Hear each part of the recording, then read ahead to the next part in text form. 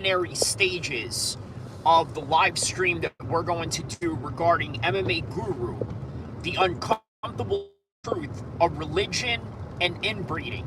Also, the Mighty Guru show, the collaboration show that he did with Demetrius Johnson on YouTube, has now been officially canceled. Well, why is that? We're going to talk about it. Obviously, this conversation, before we go on any further, has to be understood that there's going to be conversations about religion, which is a big component of this story. We're going to talk about, well, inbreeding, because quite frankly, that is a focal point of this entire story, and why many people are offended by it. Should they be offended by it? Should they not be offended by it? We're going to find out, and we will talk about all of that in this upcoming live stream. So what I'm going to do, as I am driving back home to basically get the thumbnails going, not only that, set up the studio so that we can get this conversation going, because it's going to be a wild one, okay? I don't know if this is going to do the same type of views that I did for the Charlie Kirk reaction, right? I don't know if it will do those types of numbers, but what I will say is that it will be explosive nonetheless, whether we have one person in here or 100 people or 1,000 people. However many people are going to be here all at once, or how many views it gets, this one is going to get wild, because we're going to get to the uncomfortable truth of many subjects. What do we have here? Oh, Mario Dillion says MMA Joey 10. I'm here for the pylon, because I'm here to pile on. All right, 1 2 1 2.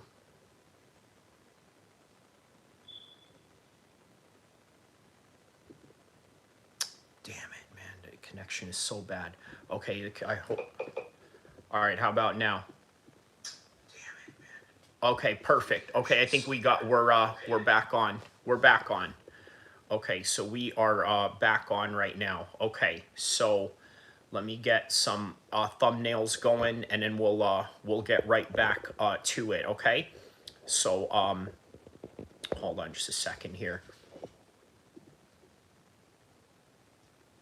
Okay, so just working on the thumbnail right now, and then we should have this show on and cracking and all of that. So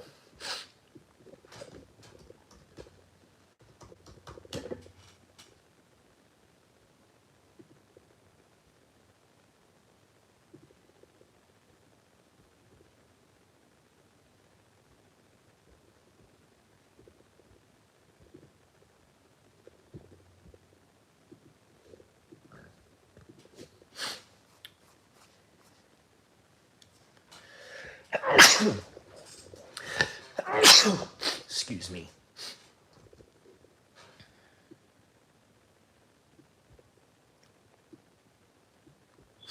All right, just getting the thumbnails going right now.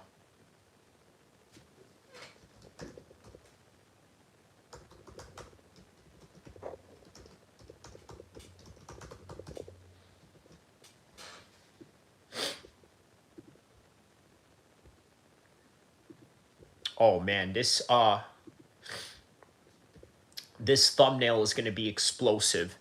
Okay, he says, now I can hear you. Okay, perfect. Now we're back on. So why did Guru and Mighty Mouse stop their podcast? Okay, that we will talk about, right? And it has a lot to do with what MMA Guru has said. Now, I got to tell you, over the years, MMA Guru has been very meticulous and careful in how he approaches his language and what he says.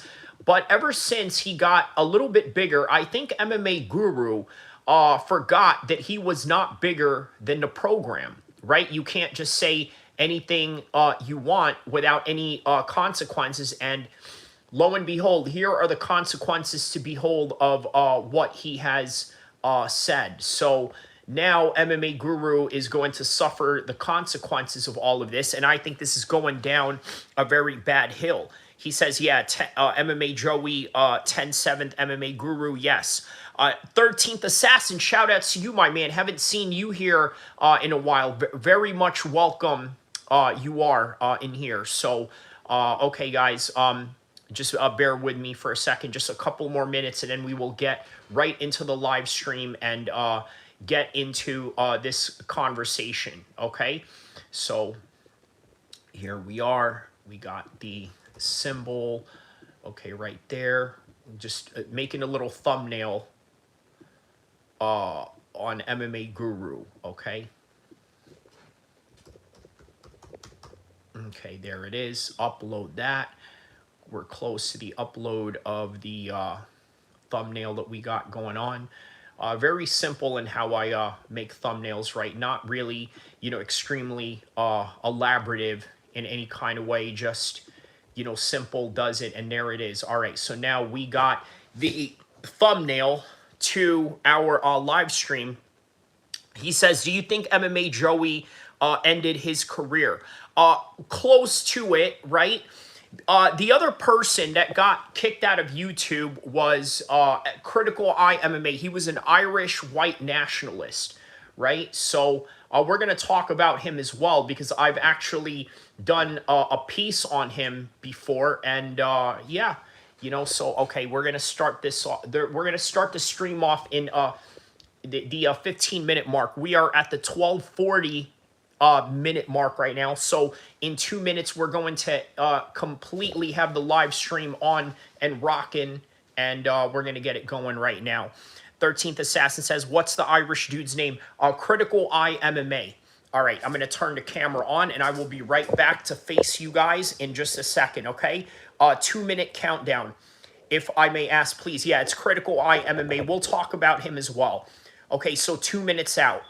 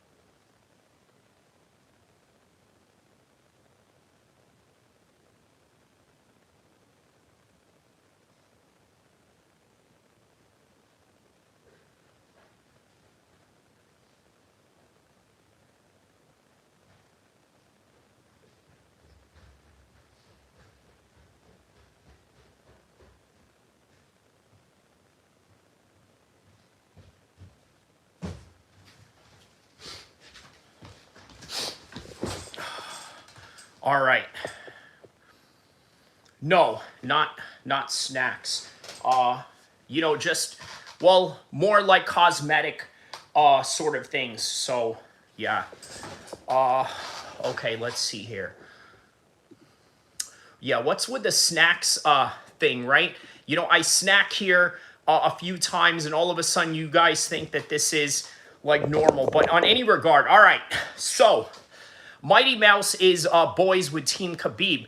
Mighty chose Khabib. Wow. Okay, that is a revelation right there, right? Now, I don't know if he is particularly boys with Khabib. I don't know if that's the case, right? They did train together. They had a video vlog out together, right? But it doesn't necessarily mean that they're boys. Now, would you consider Aiden Ross boys with the Team Eagle? Because obviously, during that fight week, Aiden Ross really helped promote the Dagestanis, and in particular, Islam Makhachev going into his JDM fight, right? I know that's probably not a popular opinion with a lot of the MMA Muslim fan base, but that's the truth. Adin Ross helped aid Islam Makhachev's fight this weekend. Now, Islam is already a big star. Khabib is already a big star. Maybe they didn't need Adin Ross, but what Adin Ross brought was a whole new audience that sort of would have never watched Islam Makhachev before, right? Because let's just be honest, right? The type of fighter that Islam Makhachev is and the type of personality that he has, it's not always going to be appealing to, let's say, the Adin Ross crowd. Ernie Johnson says, Mighty Mouse overrated of all time in comparison to how people look at him, try and debate me. I tell you what, I wouldn't debate you on that. I think that there is some level of greatness towards Mighty Mouse, right? But then you also got to understand where was the flyweight division at that time in comparison to now versus what Pantoja is facing month in and month out with these fights. Ernie Johnson says, thoughts on the last pay-per-view, the future of the welterweight division. Well, the welterweight division is truly stacked right now, but we will talk about that, and we will elaborate more on that. 13 says, respect to Adin, but you got to realize Adin also needs them for the Muslim fan base. Both needed each other. That's a very good point right there, 13th Ninja. I'm going to mark that comment right there because that's a very important point. Ernie Johnson says lightweight Islam over, unfortunately. Okay, so going into this conversation with MMA Guru, right? Why MMA Guru was canceled. Okay, and ultimately what led to this. Okay, so we're going to get to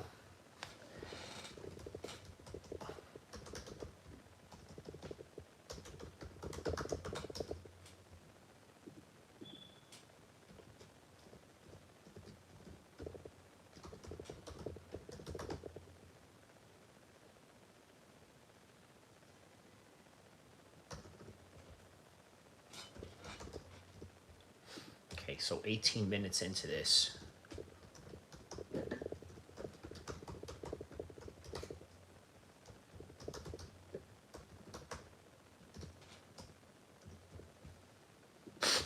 Okay. Oh, let's go with 19 minutes because I spent 30 seconds basically typing that out. Okay, so in 30 seconds, less than 30 seconds, we're going to talk about that. Ernie says, that's a clear-cut fighter that's #1 contender, and I hate how Islam has had such an easy path thus far. I don't know if he had an easy path, but let me tell you who's not having an easy path right now is MMA Guru and why he got canceled. Now, ultimately, there are some things that I agree and disagree with MMA Guru. Obviously, I don't agree with a lot of his anti-Islamic stance. A lot of his stance are borderline white nationalism. In fact, not borderline, obviously it is white nationalism, but in a very subtle way, in a way that sort of doesn't get you into a whole lot of trouble, right? There's not a lot of trouble that you can get with the way that MMA Guru says it, or sometimes he'll let the chat, he will let the chat say it for him, but you know, sort of skirting around what he means, but at the same time understanding what he means and what is it exactly that he stands for. He stands for English white nationalism. He stands for anti-immigration, right? And that's not just saying this out of like liberal talking points. These are the realities of MMA Guru's entire skit, right? And his fan base that he has. Now, look, let's be really honest, right? MMA Guru has a fan base that is way more disrespectful and way more racist than he is. 13th Assassin says, also, this shows you the difference between Adin and MMA Guru. Both are Jews. I don't think MMA Guru is a Jew. I think, yeah, that's false information, by the way, my man, just to be honest with you. But he's not a Jew. He's a Welsh white Englishman, as far as I know. But one has manners and the other doesn't. One has self-respect and the other doesn't. I don't know if Adin Ross ultimately has self-respect. But what I will say is that Adin Ross is a less controversial type of figure. He's a less antagonistic type of personality. Whereas with MMA Guru, his whole entire skit is to be antagonistic, quite frankly, because he's a guy that doesn't go outside. And this is indicative of the fact that he does nothing but do YouTube all day, which is not a bad thing, right? Obviously, it is where he got himself to be, is being able to sit there and do MMA all day, right? In terms of MMA content, right? That's not a fault of his or anything like that. It's just the reality of things. But he does reveal certain things about himself. Like, for example, he said that when all of his friends were going to college, and as they were going to college, he was just sitting there at home, dreading life, working a meaningless job. You know, those meaningless side jobs that teenagers and people in their early 20s do, right? They just jump from one job to another, whether it's retail or whether it's working at a deli or whether it's working at fast food, or and then going from that to being a busboy and then being a waiter, and then from that maybe you get a bartender's license, and then from that maybe you go and get a CDL. Next thing you know, you're in yeah, these are natural transitions for some people. And then there are kids that he went to high school with, very similar to myself, who all went to college. And so he's missing out on all of these things. He's dreading life, but then he finds this refuge in YouTube and then becomes a YouTube star as a result of it. And good on him. This is great. And let me be very clear that for anybody that is in the space of MMA content creation, okay, we cannot deny the fact that in some form or way, if you have a channel that is past 2020, you may have been influenced by MMA Guru in some kind of way to get into MMA YouTube. I know I have. I look at this guy and I think he doesn't have any fight experience, right? He claims that the only fighting experience that he's had was winning a medal in Taekwondo, and I've been doing that literally since I was 12 years old. Look at the date on that, 1997, when I was 12 years old, winning Taekwondo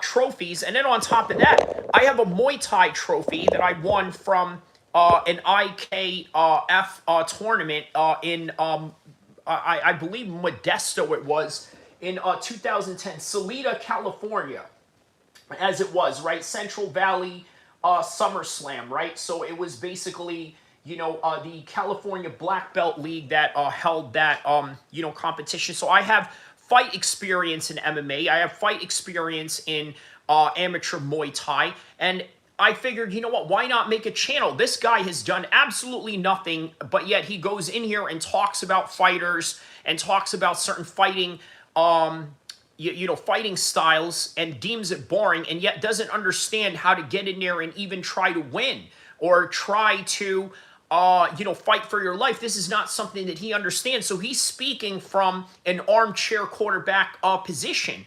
But the one thing you can't deny is the fact that he goes out there, he grinds, and he does all these things. But make no mistake about it, with this particular thing that he's being canceled of, there's some truth, and then there's some things that I may disagree with. And I'm about to get into the uncomfortable truth of these realities, okay?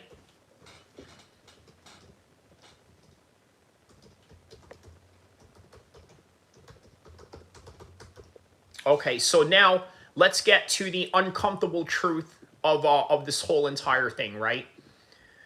So in 5, 4, 3, 2, 1. All right. So 25 minutes into this live stream, we're going to talk about the uncomfortable truth of what MMA Guru has said. He said that Dagestanis go out and marry their cousins. Now, is there any truth to this? The reality is, yes, this is true. This is not only true in Dagestan, this is also true in Pakistan. This is also true even in England, where there is a strong Islamic presence. And this is me as a Muslim telling you this. This is a reality of things. Now, why is it that I could say this with boldness and without any hesitation or without any sense of shame? Well, I'll tell you why. Obviously, I'm a mixed race Muslim male, right? Yes, I am of Arab descent, but I am also of mixed race. So there is absolutely no inbreeding in my DNA whatsoever. Okay? Absolutely none. So I can speak with confidence about this. However, not all Muslims are the same. Not all Muslims are monolithic. They all have different cultures and different backgrounds that they live under, in particular Dagestanis. They live in a region where it is common for them to have these types of marriages. Now, it may not be something that you like or something that you're into or something that you may approve of based on your own cultural understanding of the world and based on how you get on with the world and how you interpret the world around you. But it is an uncomfortable truth and reality that other people out there practice, and not just Dagestan. Also in the villages of Egypt, okay, where a portion of my family is from, they've all practiced this. There's people in Yemen that have practiced this. So this is a very common thing in the world of the Islamic world in particular. Also, you got to understand, right? Because Christianity is such a modern religion, and because Christianity is such a fluid religion, and let's be honest about it, right? They are fluid in a way where they will change their ideals with a drop of a hat.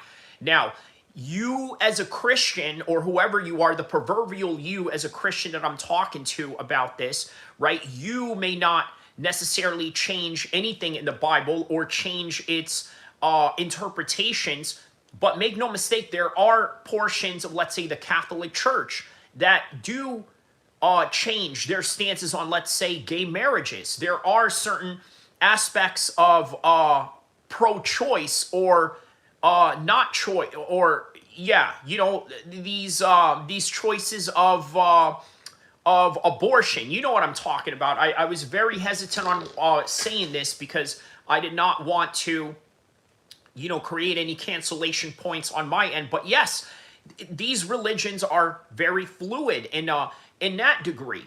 So why I'm saying and prefacing this with you is because you have to understand that there were practices of certain ancestral marriages based on cousin that has happened in the Bible. Okay? These are things that are a reality. Polygamy, okay, which is highly practiced in Islam, indicative of Donald Trump having that conversation with the Syrian president. What did he say to the Syrian president? Hey, how many wives you got? Oh, you only have one. Well, you never know. You never know with these guys, you know, with these guys. Who do they mean, these guys? He means these Muslim guys. And quite frankly, speaking of which, talking about Muslim guys, I mean, this is an Al-Qaeda leader, okay, as the president of Syria, inside the White House, shooting hoops with American troops on the Marine Corps birthday. Make no mistake about it, right? I think it's safe to say right now that it is the era where it is cool to be Muslim. Even though there's a lot of hate that has always came upon Muslims, it's literally the era where it's cool to be Muslims. Look at the tide that is shifting, right? Obviously, we went through the shift of the anti-wokeness with Donald Trump, right? And then within that anti-wokeness with Donald Trump, in came Mamdani as a response to that. Now Mamdani is the mayor of New York. Now you got a mayor in London who's also a Muslim. So you got these two major Western cities controlled by a Muslim. And then you got Islam Makhachev. And then here's MMA Guru saying all of these things. Now look, you got to understand there is a reality to what he's saying, okay? That is what is going on. There are people out there that do that. Now, here's another thing about inbreeding, okay? The reality of inbreeding. I'm about to get to that topic right now. Okay, so let's see here, 31 minutes.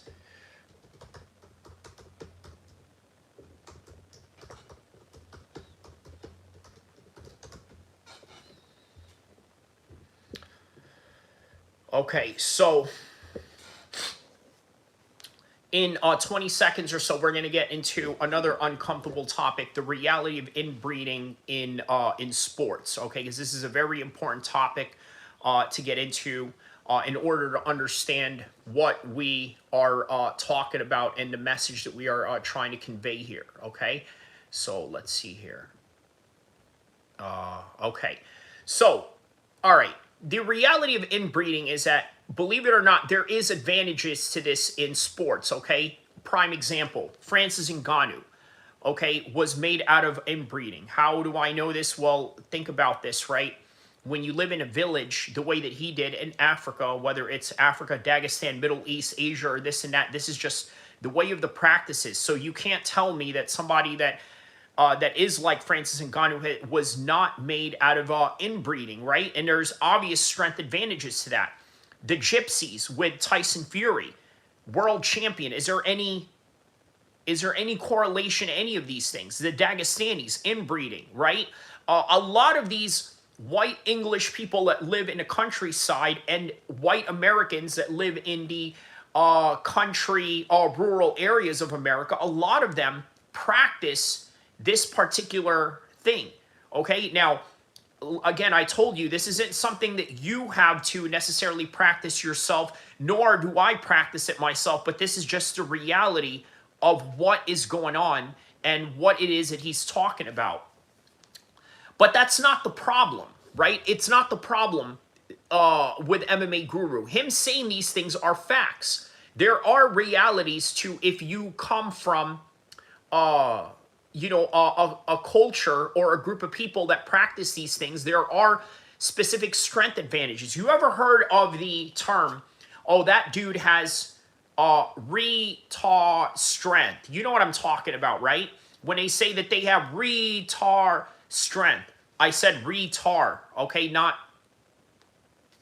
tard. But you know what I mean, right? When you have that kind of strength, or they exaggerate about this kind of strength, where does that come from? Well, it comes from something like this. So understand, some of the strongest people in the world are people that have genetic and athletic advantages, usually come from this kind of background. So yeah, please understand that's you know, that's the reality of this whole entire thing. Okay, so another thing that we're going to talk about, right? Obviously, that's not the problem that MMA Guru has, or in particular, the problem that I have with MMA Guru, right? That is not the problem that I have. The problem that I have are the anti-Islamic comments that he's made over the years, and there has been plenty of them, and we're going to get through them right now, right? So I know there's videos of MMA Guru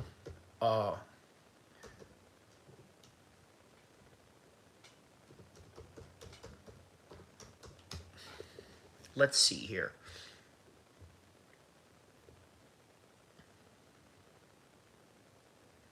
Oh, wow. Okay, so he's actually made a video. Okay, so compilation of MMA Guru as a racist. Okay, let's get to this right here.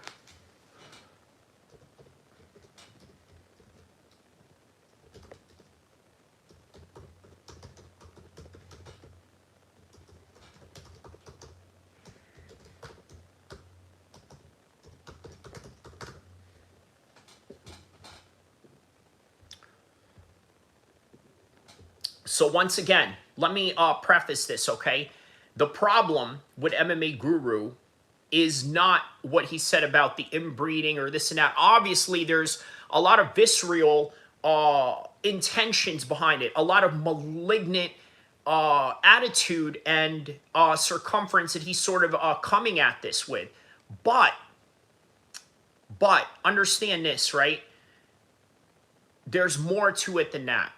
And we're going to get to it right now. Let's hear. Did you say the M word? There's a certain body language black people do when they're about to sucker punch you while you aren't looking. I'll say this, I'm less racist than every black person in the world. He's not Muslim, but he's Arab. I think. I don't know. He's one of them. He's not us. You know what I'm saying? That's all I know. That's all that counts. Did you say the M word in your private life? Yeah? I'm about to show you a compilation of the MMA Guru being racist towards black people. This is only a short video, but by the end of it, there can be no doubt that this guy is purposefully spreading racism to his massive audience. In this first clip we're going to watch, which is from about an hour ago on his live stream, just take a look at this donated comment from one of his supporters. Mascot Guru, but it also isn't great seeing people like Usman and Kenny crying over Izzy. It's been years since we showed them who's boss. Shut up, dude. Don't say showed them. Okay. So you could say, well, this is just one of his supporters. This isn't something he said. But it's like Tommy Robinson, the known white nationalist in the UK. It's hard to deny promoting racism when all of your supporters keep saying racist things, and people who are racist flock towards you to like enjoy being racist together. So this is just one comment. This is the first one, but you're gonna see this is a pattern of behaviour, not just from his fans but from him as well. So let this clip. Where does he segue from this comment? What does he say next? Let's see. Yeah. Realistically, what does Islam have to do to be the GOAT? Take over the Western world and then mass migrate all of their people there and have them shit in the streets? I'm joking. No, So, pivoting from just racism against black people to just blatantly, accusing Dagestanis of like shitting in the street. Just completely, oh, that's a joke, that's not, Well, to be honest, I don't think that he was referring to Dagestanis or other Muslim groups, for that matter. That is sort of predicated on the idea that Indians, who, by the way, not all are Muslim, the majority of them are Hindu, okay, usually have this habit of, let's just say bad toilet matters and whatnot, right? So that is what he is referring to. Now, the thing is that some of these Indians are Muslim, but the majority of Indians are not Muslim. So, let's try and understand that within that perspective. By the way, guys, let me know what you guys think about this on the comment section below. Let me know what you think about MMA Guru. Do you think that he deserves the cancellation that he has? And how will this escalate? Because I think that this could escalate to where his channel could get taken down if he's not careful, but we will see. He's joking. Okay, so the next clip we're going to watch, here's another one of his supporters making a comment with a donation. So let's see what they've got to say. Thank you, brother. I don't know about that. Okay. Brother Muhammad of the Ku Klux Klan. Brother Guru, you left your robe at my house. So you can say, oh, this is just another joke, or he's fostering a type of humour, which is like, oh, he's edgy, the woke liberals can't handle my edgy right-wing humour. Yeah, so that's the thing, right? That's usually a common thing that a lot of right-wing people who are racist, right? Like, let's be honest, right? Can we just be honest for a second and understand that there are right-wing people that are overtly racist, or if not just covertly racist in a way that they sort of hide behind jokes and certain languages or certain vernaculars in order to describe certain groups of people, right? This is just a reality of the world, right? Now, I got to be honest with you, that sounds like a very abusive relationship, right? Where you allow somebody to say abusive things to you, and then when they somehow react to it in some kind of way, like that's what you call a classic case of reactive abuse. Okay, so just so you understand that word, it's reactive abuse, and that's sort of the path that a lot of right-wing people like to take when it comes to, let's say, making racist jokes and whatnot. So, but at a certain point, when does it just become, oh, we're just a community of racists just saying racist shit? So let's carry on. Dude, people need to really understand when there's a certain body language black people do when they're about to sucker punch you while you aren't looking. And you need to understand that I saw that punch coming a fucking mile away. People really need to get that down. Because they're gonna. Yeah, I mean, it's the fists curled up in front, like right, like just below their belt line, you know? And they might pull down a shirt or like pull up their shorts a bit and then put their fist down right in front. You're getting punched in the face as soon as you look away. Yeah. Yeah, so completely normal thing to... Okay. Listen, this is what's going to shock you, okay? To a certain extent, I agree with that. And I'm speaking from a perspective of somebody that's been around black gangs, okay, black street gangs, people who are about that life, right? I don't think that is exclusive for just black people per se, right? I don't think that's just exclusive for them, right? Like, I think everything that he's describing is on point. But I've seen Mexicans do that to other groups of people or other Mexicans themselves. I've seen Asians do that to other groups of people or Asians themselves. I've seen Arabs do that to other groups of people and not necessarily to other Arabs as well. But that's just my own anecdotal experience. On any regard, that is a reality of people that are from the hood, regardless of their color or this and that. Now, is it just so happens that maybe more black people live in the hood than other races of people? Depends on what part of the world you are talking about. I mean, you go to Stockton, right? A place in Northern California that I'm very familiar of, right? Obviously, the home of Nick and Nate Diaz, and not only that, the home of EBK, J-Bo, and MB Nell, the rapper, right? By the way, a rapper whose family I'm very familiar with. But in any regard, when you are in that part of the world, right, it's ghetto, it's hood. But guess what? It's a hood that is predominantly Asian and Latino. In Compton, you go down south, California, Southern California, from Northern California, 7-hour drive. You go down to Compton. In the 90s, it was mostly a black neighborhood. Okay, but now you saw Dr. Dre. He comes back, pays his respect to his old high school. What did the high school look like? The high school looked like, well, a Mexican town. But it's Compton.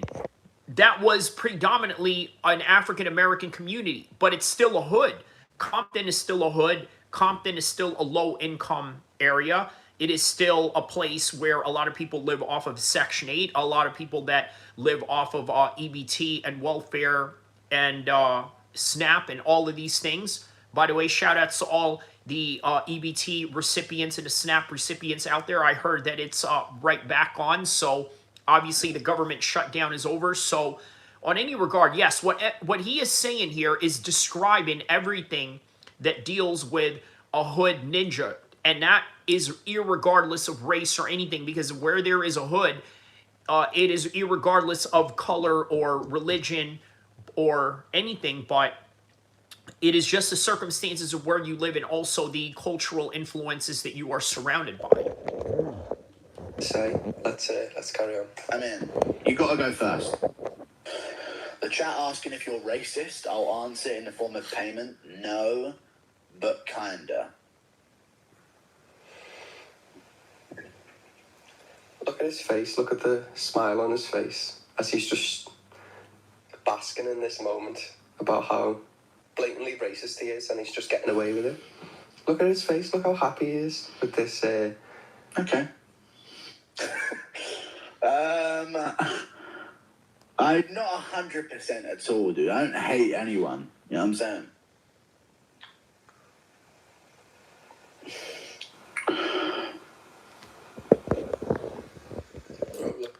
Okay, so let's get to the complicated side of that, right? When you say you don't hate anyone, I believe them.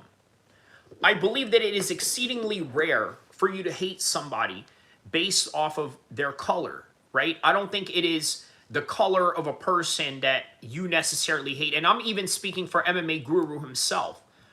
Now, there's this common theme that a lot of white people use on the internet called black fatigue, okay? Now, I don't necessarily have to agree or disagree with it, and I'm not going to tell you either way. But here's what I will say, right? What I will say about that is what they are describing is not hatred out of a person's color. They're not describing a hatred out of skin color. They're not describing hatred out of out of skin color. It's not. What they're describing is the hatred of behavior to a certain extent, right? So black fatigue, I may or may not disagree with it, but I understand the premise of what they are trying to convey. And if anything, I think MMA Guru is probably just, I mean, biased. I wouldn't say racist, but biased. And that is not to dismiss of any racist things that he said before. Look at the little... I'll say this. I'm less racist than every black person in the world. Can we agree on that? I don't even know what he means by that, but I think I can try to decipher what he means by that. I'm less racist than every black person in the world. And that, you can't deny. So what does he mean by when he says, I am less racist than every black person in the world? What he means by that is him describing how racist black people are towards white people. I mean, honestly, that is what he is trying to say. He is trying to say a lot of you guys out there play the victim role. And as a result of that victim role, it is you who is the racist. And again, I want you to rewind back and think about what I said about reactive abuse, reactive abuse reactions, right? Reactive abuse reactions. He's using that tactic to gaslight you into thinking that your outburst and your backlash on him is somehow unwarranted and uncalled for. Like, how dare you call me out on my racism? What does that mean? What could he possibly mean by saying that? Well, I just explained that to you. By the way, shout out to this guy whose video I'm reacting to, Kieran. Okay, shout out to Kieran. All right. You know, a little... I believe he is from Liverpool, England. Okay, man. Yeah, shout out to him on that one. All black people are the same. And actually, what he's suggesting here, that all black people are predisposed to think a certain way. Like they have a different brain than white people. That's just a normal thing to say. No problem. Mass stabbing from this Arab dude. So he's just... there's been a stabbing in Southport near Liverpool, where I live. And let's see what he has to say. He says Liverpool. Okay, well, that explains the accent, mate. That explains a lot of the accent. Now that explains why you talk in that kind of accent, because you're a Scouser. He's a fucking Scouser, lad. I fucking love it. He's a Scouser. Okay, I'm just trying to do the little bit of that Scouser accent right there. Okay, so let's get back to this right here.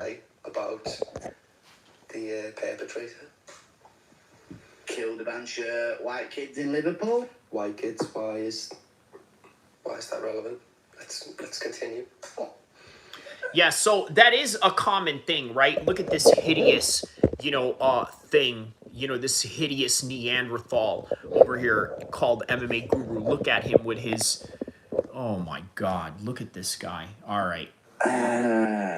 Yeah, so I was saying, it is hyper unusual, right? Whenever there is a victim involved and you have to bring up their race and then play the victim role yourself, right? There's a lot of victim, a lot of aspects of victimization in that one as well. All right.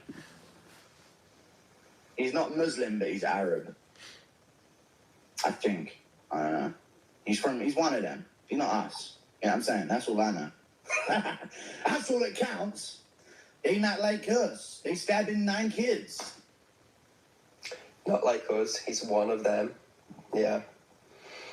Completely normal thing to say to hundreds of thousands of people. Ain't not like us. Thank you for the $5, dude. I appreciate you. Did you say the M word in your private life? Yeah. Not often, but definitely have said it before loads of times. Doo-doo. Thank you for the $2, dude. I appreciate it.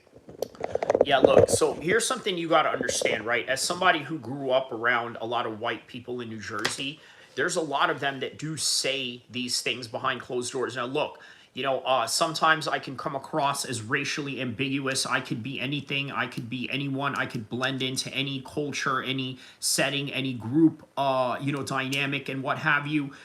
So a lot of white people have said things to me that they would not feel comfortable saying around, let's say, black folks or maybe other Latinos or other racial groups, but mostly against black groups, right? There's just some things that they would not say around them that they would feel comfortable saying around me. And yes, they have used the N-word in that particular matter. Yeah. For songs especially. Like, for songs especially, but yeah, outside of that, yeah, a bunch of times. Okay, so when he said for songs especially, okay, that's normal, right? Using the N-word for a song. I've been, well, okay, at a gym setting, obviously with my headphones on, right? But I've been reprimanded for that a few times, right? But I'm just saying a song. I'm not saying anything out of, you know, racial derogatory hatred or anything. Tyson Fury, right, has been, you know, has been hit with cancellations before because he was singing a Notorious B.I.G. song, you know, and if you don't know, now you know, ninja, that part of the song, like he literally said it and he didn't say the ninja emoji that I just displayed for you right now. Like he literally said it out flat the way that Biggie would have said it. But yes, behind closed doors, these are the type of conversations that ultimately white folks have going on. I'll be honest, as soon as I heard I couldn't say it, I just said it out loud. If you don't know, now you know. Friend. And if you don't know, now you know. Wow, okay, the timing on that was amazing, right? I didn't even know that he was going to say that, but yeah, there it is. MMA Guru. I mean, this... it's so blatant that he's just spreading racism and he's fostering this community. And I mentioned Tommy Robbins. I have to agree with that. He is fostering a certain community like that. I do have to agree with that. And the reason why that's so relevant is because Tommy Robinson spreads hate against Muslims. Then a bunch of his followers go out and like attack Muslim people and say Islamophobic crazy shit. And then he's like, oh no, that's just like, you know, that's got nothing to do with me. Just because they follow me and listen to what I say and then go out and act on the things I say, and they are part of my community in which we harbour these values and these beliefs, that's got nothing to do with me. And it's the same thing with MMA Guru. This guy, you know, just because he's constantly attacking black fighters and making racist jokes, and they're not even jokes, just saying blatantly racist things and just sharing his beliefs about how racist he is and like really, you know, reveling in how much he gets away with it, because you can see how much pleasure he gets from being able to say these things. You know, it's exactly the same as Tommy Robinson. And, you know, I could make another video about his Islamophobia towards, like, Islam Makhachev and Khabib and every other Muslim, because he said some crazy, unhinged shit about that as well. But I hope that this video has shed some light on his racism against black people. And there's actually a lot I've left out here in regards to Michael Chandler, Drew Dober, a bunch of other MMA fighters. There are other people who've covered his racism on other things that he's said, but yeah, and I think it's funny because he's the guy who's become known for exposing other people. Like, oh, John Jones is gay, Israel Adesanya's got a dog fetish, blah, blah, blah. But it's his turn now to be exposed as racist. So, yeah, I know his name's been leaked and people know what his face looks like, so I think he's going to have to be careful in the UK, to be honest, because someone might do something. Yeah. I agree with that, right? I think something might happen to MMA Guru, but at the same time, you got to understand that he's also a person that stays inside the house, right? He doesn't go out as often, which, by the way, is good for him, right? The fact that he doesn't go out, I think, is good for his safety, but ultimately, I think that his safety will be compromised at some point. At some point, yeah, he will unfortunately, have to suffer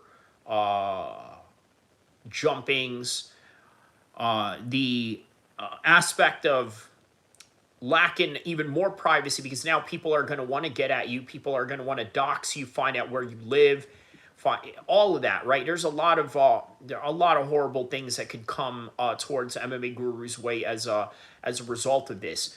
But so I know he's done streams with he done a stream with Mighty Mouse and a few other people, and I'd be curious to see if Mighty Mouse watches this or any of the other videos about his racism, whether he will speak out or say something about it. Because I feel like there's a ticking clock on this guy now where people are going to come around to just realise that he is just racist. And there's no debate about it, it's just very clear. He just loves being racist on camera and making, a community, building a community where they all be racist together. So yeah, I hope you enjoyed the video. Like and subscribe.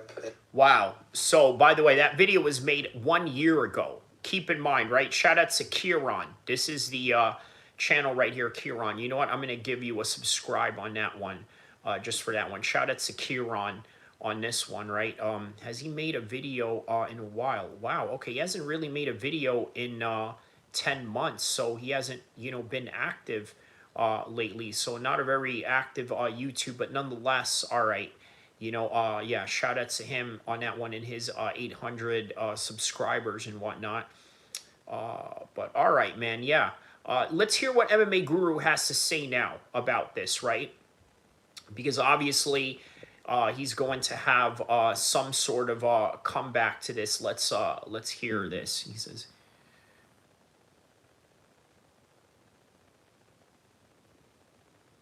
Okay, let's get to MMA Guru first.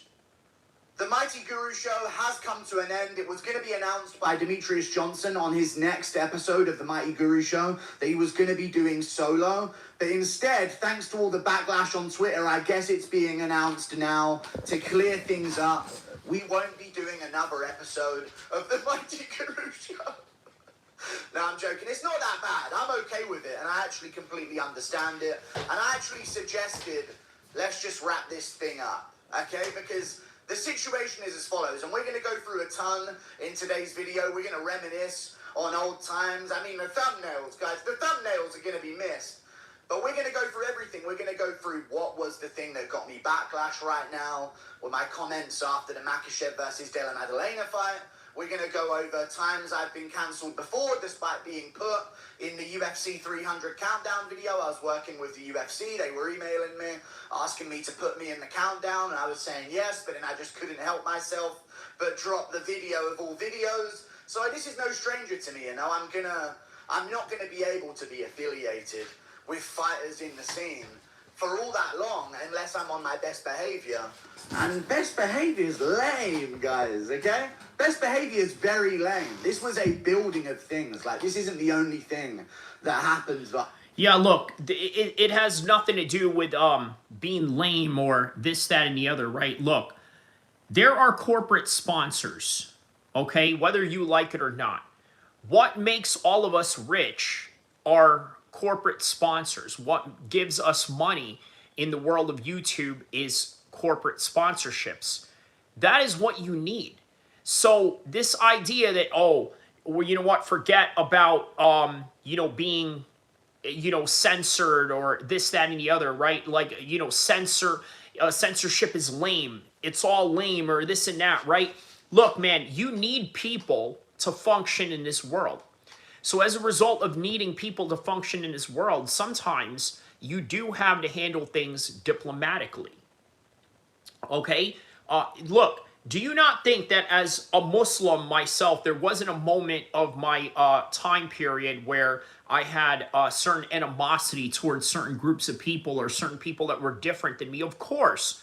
But as you got older, you start realizing and growing up from that. And then as you start growing up from that, you start realizing, you know what, man? We don't need to go out and hurt people's feelings all the time, right? But MMA Guru, unfortunately, basks in that negativity because, unfortunately, he is hyperly encouraged by people out there. But let's hear more of what this idiot has to say. I got pulled up on. This was a lot of things going on, like every card pretty much. I would say some crazy shit. I would insult some fighter. I would say this, I would tweet that, and all of a sudden I've got to answer to it. And I knew in my head, this ain't lasting. I'm not living under these circumstances. I can't continue content under these circumstances. And then this was the straw that broke the camel's back that we're going to go through in today's video. But by God, it was a great run, dude. What an amazing run it was. But it just can't happen, and what it comes down to is, and, you know, we're going to go through some things on Twitter. I'm not hiding away from anything. People are bringing up stuff about Chito Vera's daughter. I'm going to go through it. I don't think it's that bad. Yeah, so honestly, that is that bad. You know, you're going at Chito Vera's daughter, who, by the way, has...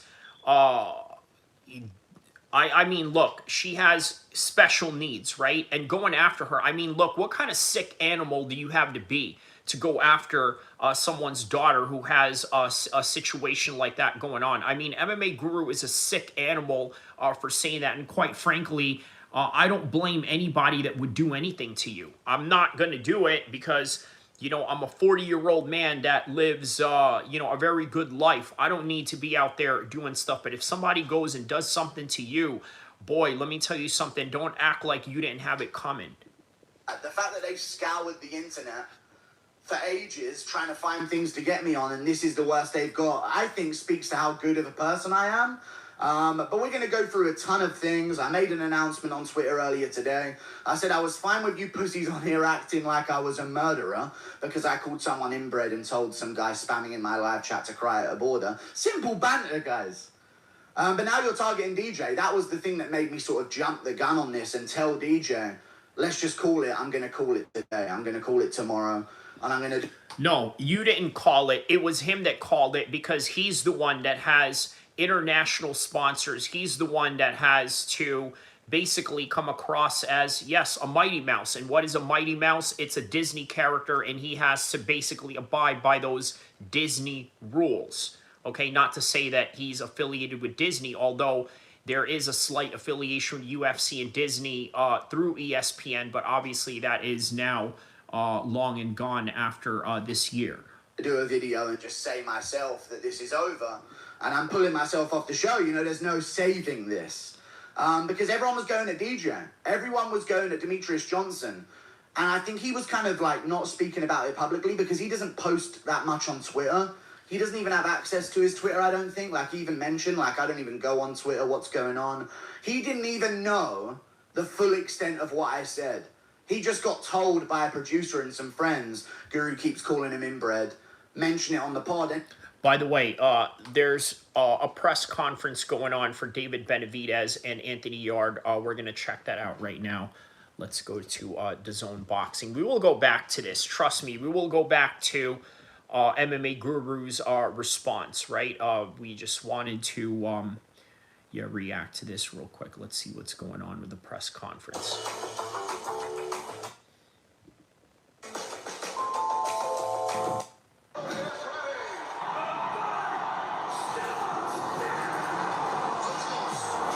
Okay, so nothing is going on with that yet. Okay, let's...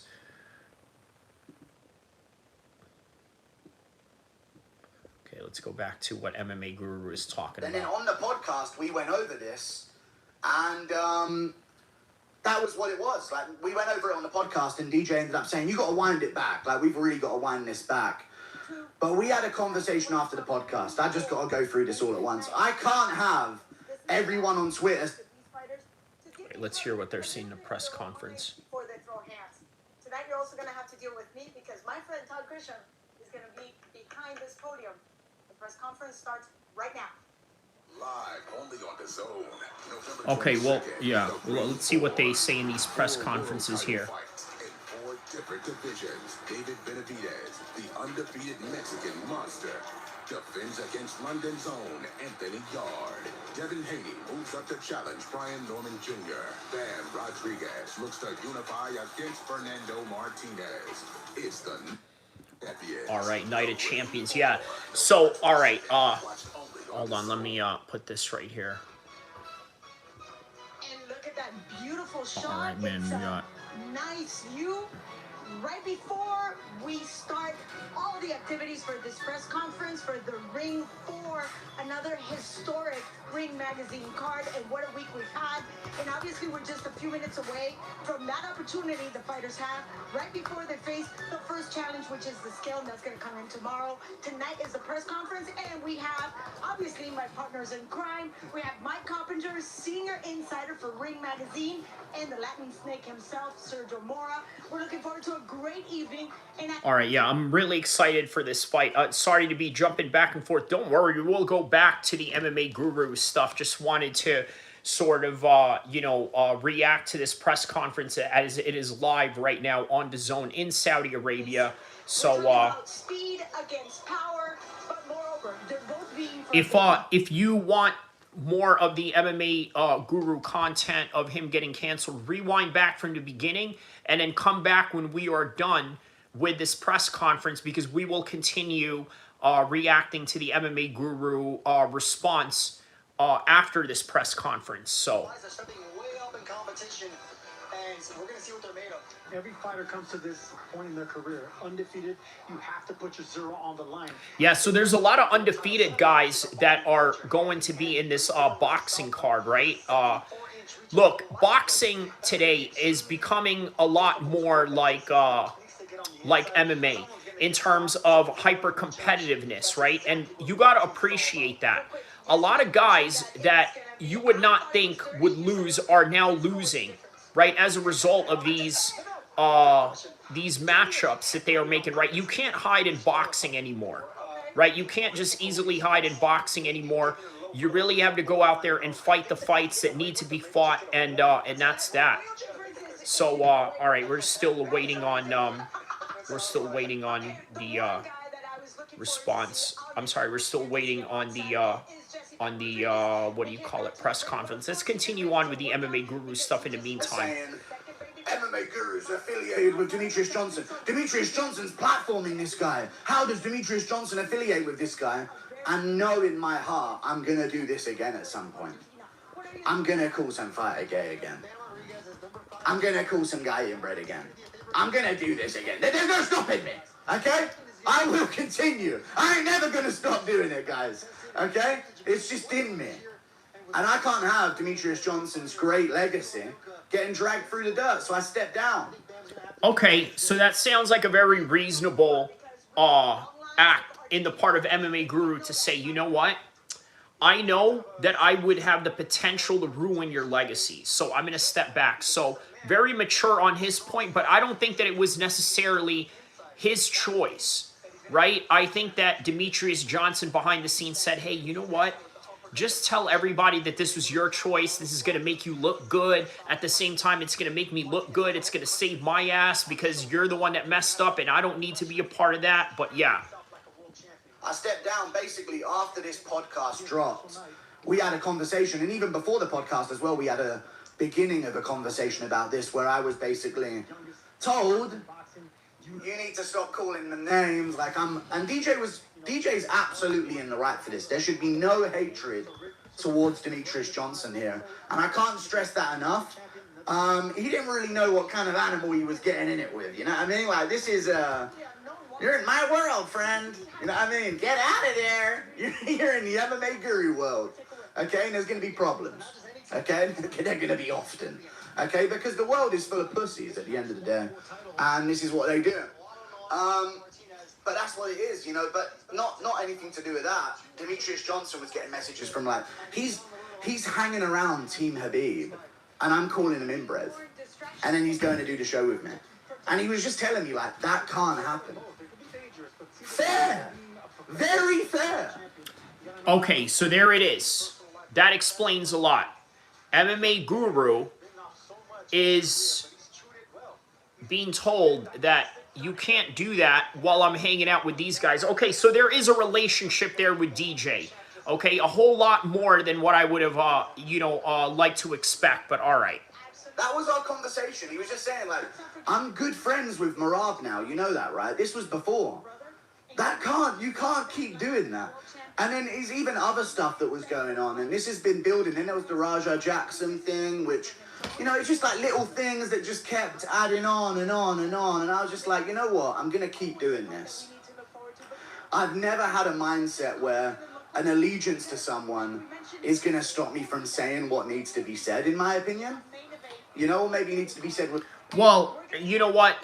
Refusing to call Tom Aspinall a quitter, and then also not showing his medical clearance, the fact that the doctor said you are clear, I don't know, man. I think you do have a little bit of biasness, right? And then let's not even mention the DDP thing. With a little bit less of a harsh tone, as we're going to go through in today's video with my big crash out. But the Mighty Guru show we missed, man. It was fun. We had great views. But DJ just is friends with the fighters, man. He's a GOAT. He goes and trains in gyms. He goes to Dagestan to train with Team Habib. Which is something you will never know about, right? I mean, you train with a few fighters here and there. Now you understand that there is a certain level of biasness that you're going to have to uphold. He can't be affiliated with me, the devil, guys, okay? This is just how it is. I'm evil. Okay, guys? I'm an evil motherfucker, dude. You don't want no part of it. Okay, well, there it is, right? It's sort of hinting that he's evil. Well, I think you are to a certain extent, but then on top of that, I think you're also just playing a role, right? This is what we deal with in MMA, just people playing a role all the time. This. And that goes to everyone. That goes to fighters that are all of a sudden no longer answering my calls for interviews. Hey, Guru, why couldn't you get the so-and-so interview? Managers talking, you know? Managers are talking for me, guys, okay? And I'm not speaking to the fighters anymore. I'm speaking to managers, and the managers are saying, we're busy. That's usually how it goes. But yeah, you got to go through the managers first. Okay? We don't want this. So I feel like there's just this general shunning of me. But it makes sense for DJ to distance. I need to stress that more. He's friends with these guys. I'm no one. I'm the fucking MMA guru. I'm a random fucking fat retard in his mum's basement. Let's just go along with all that shit. They're just shit talks to fighters. I just shit talk the fighters all the time. I call them names. And over time, it was like... And here he is, sort of safe-facing, saying, I'm nobody, downplaying himself purposely. I'm just, a fat cunt that doesn't train with anybody. DJ is the GOAT. He's the one that trains with all the fighters or this, that, and the other. And like, we want to keep doing this show, and look at it. I mean, the views. Last one. Just all the self-deprecating. This is what I always hated about MMA Guru is self-deprecation, right? But then again, what group of people love self-deprecation more than anything? A little bit less, but it's only been out for 2 days. But look, 509,000, 532, 577, 593. The thumbnails, 656, 703,000. I mean, 1.2 million on the in-person interviews, 623. I mean, Darren Till got a measly 220K, even with my name in the title. You know what I mean? Like, I was good for... We were good business. It was a great show. But you can't... It was.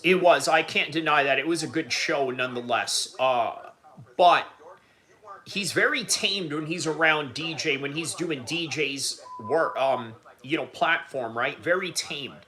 So, yeah, just I thought that was an interesting, interesting thing for you guys to kind of notice, if you did notice. Blame DJ for this. This is fine. I'm okay with it. DJ will do better content without me. His better content is without me.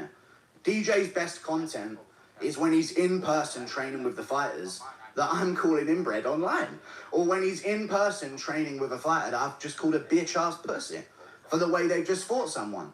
And when the relationship between those guys, I'm not expecting DJ to uphold a relationship with me over a relationship with a current UFC world champion, whilst he is a GOAT of the sport. And I messaged that to him. So I completely understand DJ's decision. I proposed that we just call it quits. Because after the show, he was saying, you need to stop doing this. You can't say, like, his producer was there, and we were having a conversation about this. And there was a whole thing about the fact that you just can't say inbred anymore. Which you may have noticed in my video about the, about the Dylan Dennis attack. When John Pork was kicking that guy in the head, I wanted to fucking let loose, but I was like, I should hold back because I've been told I need to not say that anymore. And I ended up calling Raul Rosas inbred instead because he's not. And if he's not, then it doesn't hold any meaning. You know what I'm saying? So all of a sudden it's serious when they actually are. Too real, you know? Too true. But that's the thing, you know, I was told you can't say, like, we need to chill with the calling people inbred and stuff. And I just thought, that's like telling Alex Pereira, yes, you can fight into the UFC, but no left hook. I mean, that's one of my vintage moves, guys. I can't not call fighters' names. I can't not trash the fighters. If I'm pissed off at 6 a.m. watching it... He's comparing calling people inbreds as some sort of, like, technical work, which is insane. Shit UFC fight. They're getting fucking slurred. Well, not slurred. That would really get me in trouble, which I'm pretty good at avoiding. But they're getting fucking trashed. That's the game. And I can't switch up now. I'm not going to switch up because I'll keep my show. And all of a sudden, Guru, why aren't you going hard in videos anymore? Guru, why are you scared to say certain things now? Are you trying to keep sponsor money? Fuck it. Fuck all of it, dude. I want to be me on YouTube. And to do that, I must be blacklisted by everyone. Because I'm evil. Boy, am I an evil guy, dude. I mean, yeah, the worst people can find on me is, like, dark humor and, like, offensive words. But boy, am I... Yeah, but, you know, you also got to understand there's a good chance that you could get canceled for that. There's a time and a place where you can get canceled for that. Critical Eye MMA, all right? Obviously, MMA Guru is a little more tame than Critical Eye MMA, but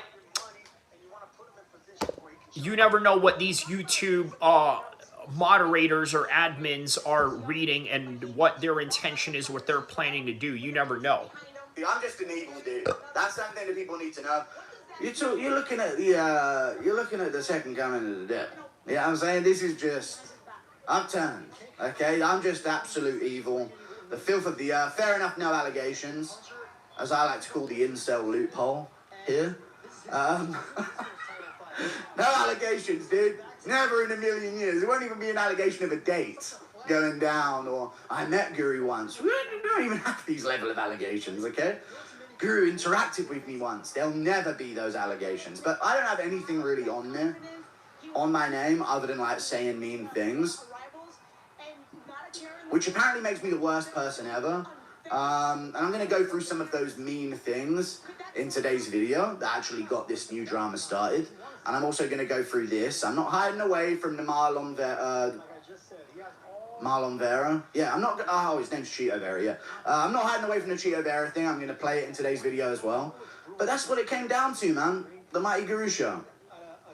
It was a meeting with a producer, and this isn't the start. I said this a second ago. But I was getting this conversation often. After this, they were saying some of the stuff you say about... All right, let's get back to... let's go to MMA Joey, right? Let's hear what MMA Joey had to say about this, right? Because obviously MMA Joey had... yeah, you could say that MMA Joey is the guy that... what is this? The MMA Guru on the Money Kings.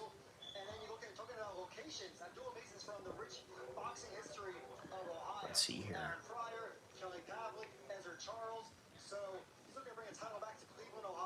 There you go.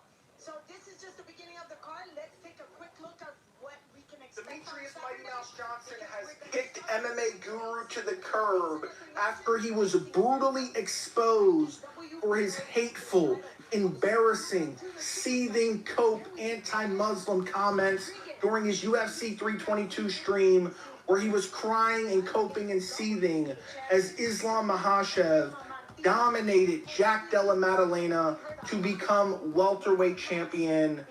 And he said a lot of messed up stuff. We're going to get to it in a second. But now the Mighty Guru podcast is officially canceled. Mighty Mouse really kicked him to the curb, it seems like. But Guru has a different rendition of events. He seems to be rewriting a narrative to say, no, I quit the podcast. He admits to me making him quit the podcast. That's what he says in his own words. Luckily, there was somebody clipping his live stream earlier as he cried about me over and over and over again. We'll check out a couple of those clips. We'll check that in a little bit.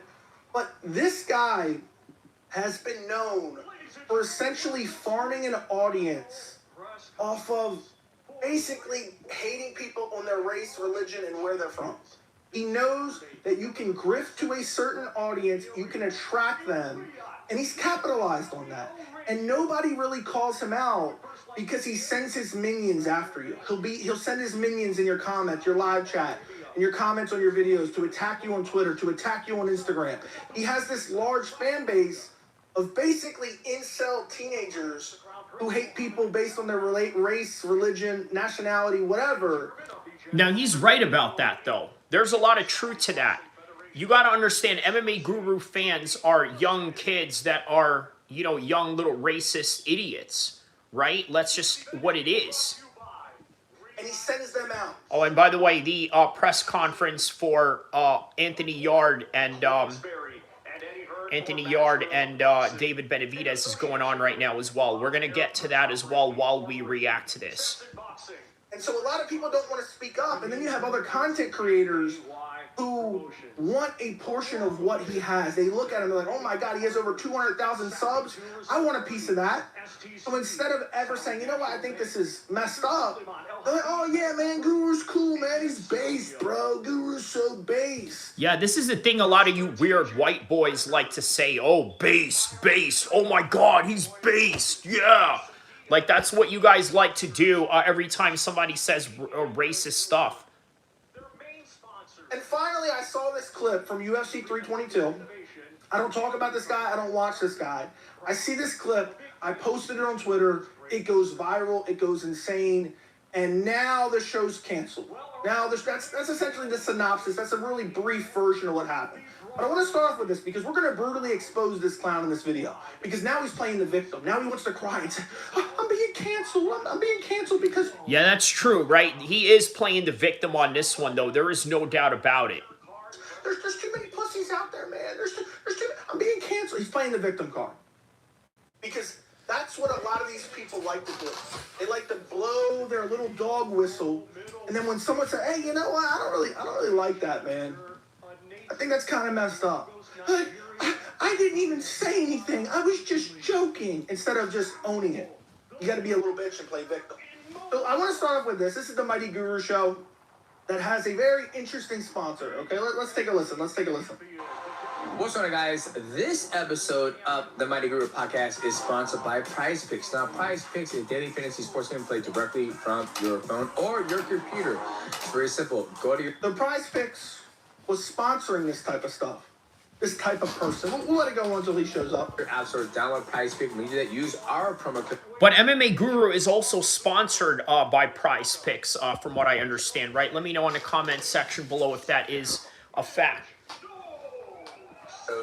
Mighty Guru. New users, you play $5 and you get... All right, let me see if I can skip ahead a little bit. I can't listen to this clown anymore. Let's skip ahead.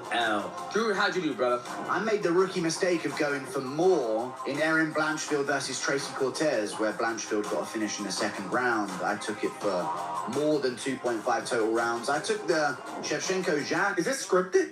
Is this shit scripted? This is the first time I've seen this show. I swear this is scripted. Like, oh, Prize Pick. They're really selling to you guys. Betting on Erin Blanchfield fights. That's what they're selling to you guys. Prize Picks is sponsoring these guys. And I just really want to point that out. Because people say, I'm getting these guys canceled. Well, Prize Picks is a gambling company that's making money off of them. And they don't care what Guru says. They don't care that he says these extremely hateful, disgusting things on Twitter or on live streams. They don't care.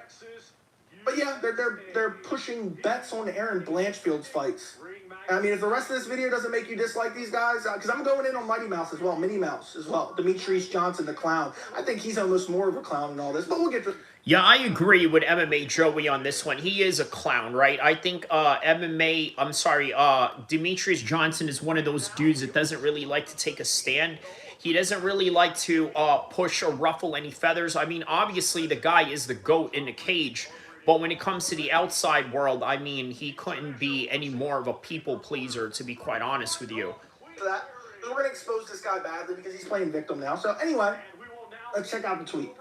This tweet ended up getting All right, so we're going to get to that later on. But obviously, we have the press conference right now. Let's hear this. Let's hear the press conference right now. Todd Grisham, I'll be calling the fights ringside with Mike Coppinger and Sergio Mora. And as always, it's a real pleasure to be here in what has become the international home of boxing in the Kingdom of Saudi Arabia in Riyadh. And of course, you can see it all live Saturday night on DAZN. The ring has delivered some great cards. All right, and then usually in between these, they just have, you know, the traditional festive conversations that they have, all the fluff in the beginning of a boxing, you know, press conference. What do you expect to see on Saturday night? Thank everyone for coming out to support this event. I mean, is Eddie Hearn not here yet? Did his Bentley not show up to pick him up? Well. Oh, what is this? It's a big champagne back at the hotel, but we got two proper Brits here, so it'll do. This is an unbelievable card. You can't say enough about this event. You know, starting off, you got two young middleweights. Look at this dude. Look at the way that he's dressed. Big showcase for the two of them. You know, they're looking for their mark in the middleweight division. This is a big fight, though, right? I'm telling you, it's a UFC-style card, which is what I like about this, so... I expect a pretty good scrap. And then we have, you know, you talk about a fight with high stakes involved. Abdullah Mason and Sam Noakes, two undefeated guys, staking their reputation, their records, and one of them is going to walk out of that event as a world champion that night. And if you talk to pundits, you know, in the United States, you know, Abdullah's viewed as a future superstar, and they expect for him to make a statement performance. And when you talk to pundits in the UK, they view Sam Noakes as a future superstar, and they believe he's going to put in... There it is, man. A UK versus USA type of card right here. Both of these guys could hit. I don't expect this fight to go to distance, and I believe we're going to get fireworks. Absolute fireworks, maybe from the first bell. And then you have unification, Bam Rodriguez, Puma Martinez, pound for pound, one of the best. If you love boxing, you're absolutely going to love this card right here. Magazine title at stake. For years, people have been talking about this fight. What would happen if Bam and Puma meet in the ring? We're going to get it this Saturday night. We're going to get it. And I expect a scintillating fight.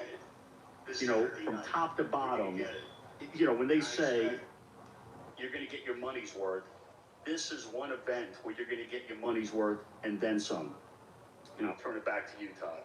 Thank you, Rick. Let's hear from a couple of the fighters, and we'll start to the far end to my right here with Vito Mielnicki Jr. Vito, you're an extremely decorated amateur champion. So far as a pro, you've won 21 of your first 22 fights. How satisfied are you right now with your pro career? Yo, first of all, I want to thank God. Without him, none of this is possible. I want to thank His Excellency Turki Al-Sheikh, Riyadh Season, the whole Kingdom of Saudi Arabia for hosting this event. And yeah, man, my professional career is off to a hot start. I had a great amateur career as well. But to be a part of an event of this magnitude, to have this stage to showcase my talent and to showcase that I'm on. Okay, sorry, I didn't see these comments right here. Let me read some of these comments right here. He says, "Yeah, dude, dude, listen to how he talks. No way he talks like this when he's not behind his screen." Yup. He says, Laura Moner. He says, what did he say? Guru does clown himself. It don't hurt us Muslims. We know our faith. Yes, very true. Thought we were done with this politically correct shit. He's funny. He says MMA Joey got him. He says, LOL, bunch of slims, bunch of slimes hating on the GOAT MMA Guru. I mean, yeah. He says, what the F pro eat 'em? I don't understand what you mean by that. My problem is that he is a pro eater. Okay.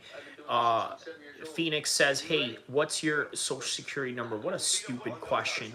Says IMG, when he raged Marab, when Marab beat Peter Yan was hilarious. He says, that's complete scum. Connor says, brother, you look younger than 40. Good shit, my boy. Thank you. Thank you for that, man. Thank you for that. He says, been bashing Daggies and Muslims and blacks fighters. Didn't do it for years. Saving grace, insulting fighters. Like, okay, he's not worth it when he calls Daggies inbred. Thoughts on Francis being put on blast? Oh, man, I may have to do a video on Francis Ngannou. He says, look up MMA Guru religion. He's Jew. He's not a Jew. He's literally Christian, and he's of Scottish descent. Welsh, I believe. I believe MMA Guru is of Welsh descent. 13th Assassin says, where did you get your information from? Is it true, Connor? I saw him hanging out with Ben Shapiro from a more reliable source where you got your made rubbish. They were picking off coins off the pavement in New York Stock Exchange. Wow. Okay, Ben Shapiro is Christian and MMA Guru is a Jew. Wow, okay. He says, cancel culture doesn't exist unless a person is PDF. He says, I just tuned in. Whose video are you watching? Oh, I was watching the MMA Guru and Kieran's channel. He's a Scottish, Liverpool guy. He says, bro, sit down before you have a heart attack. You realize I'm more athletic than you, right?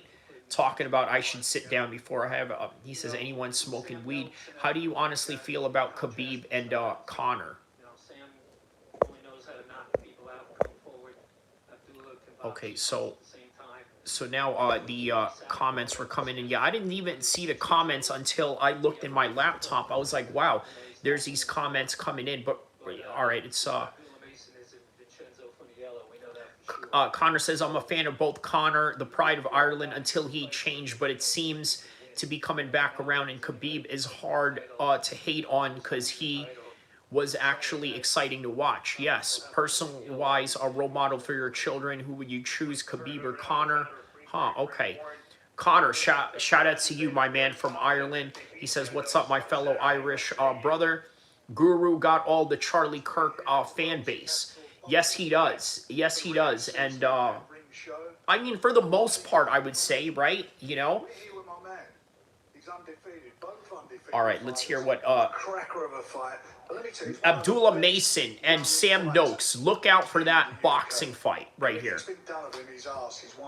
Title, every title on the way through, from British, Commonwealth, European, and now we're at the world title. And I'm telling you something, Abdullah is a good fighter, no doubt about it. But let me tell you, he's going to have his hands full. He ain't going to have to go. Oh, the boxing event you're watching, Benavidez versus Yarde, which is going to happen this weekend. It's going to be a great fight. It's going to be a fantastic, fantastic fight.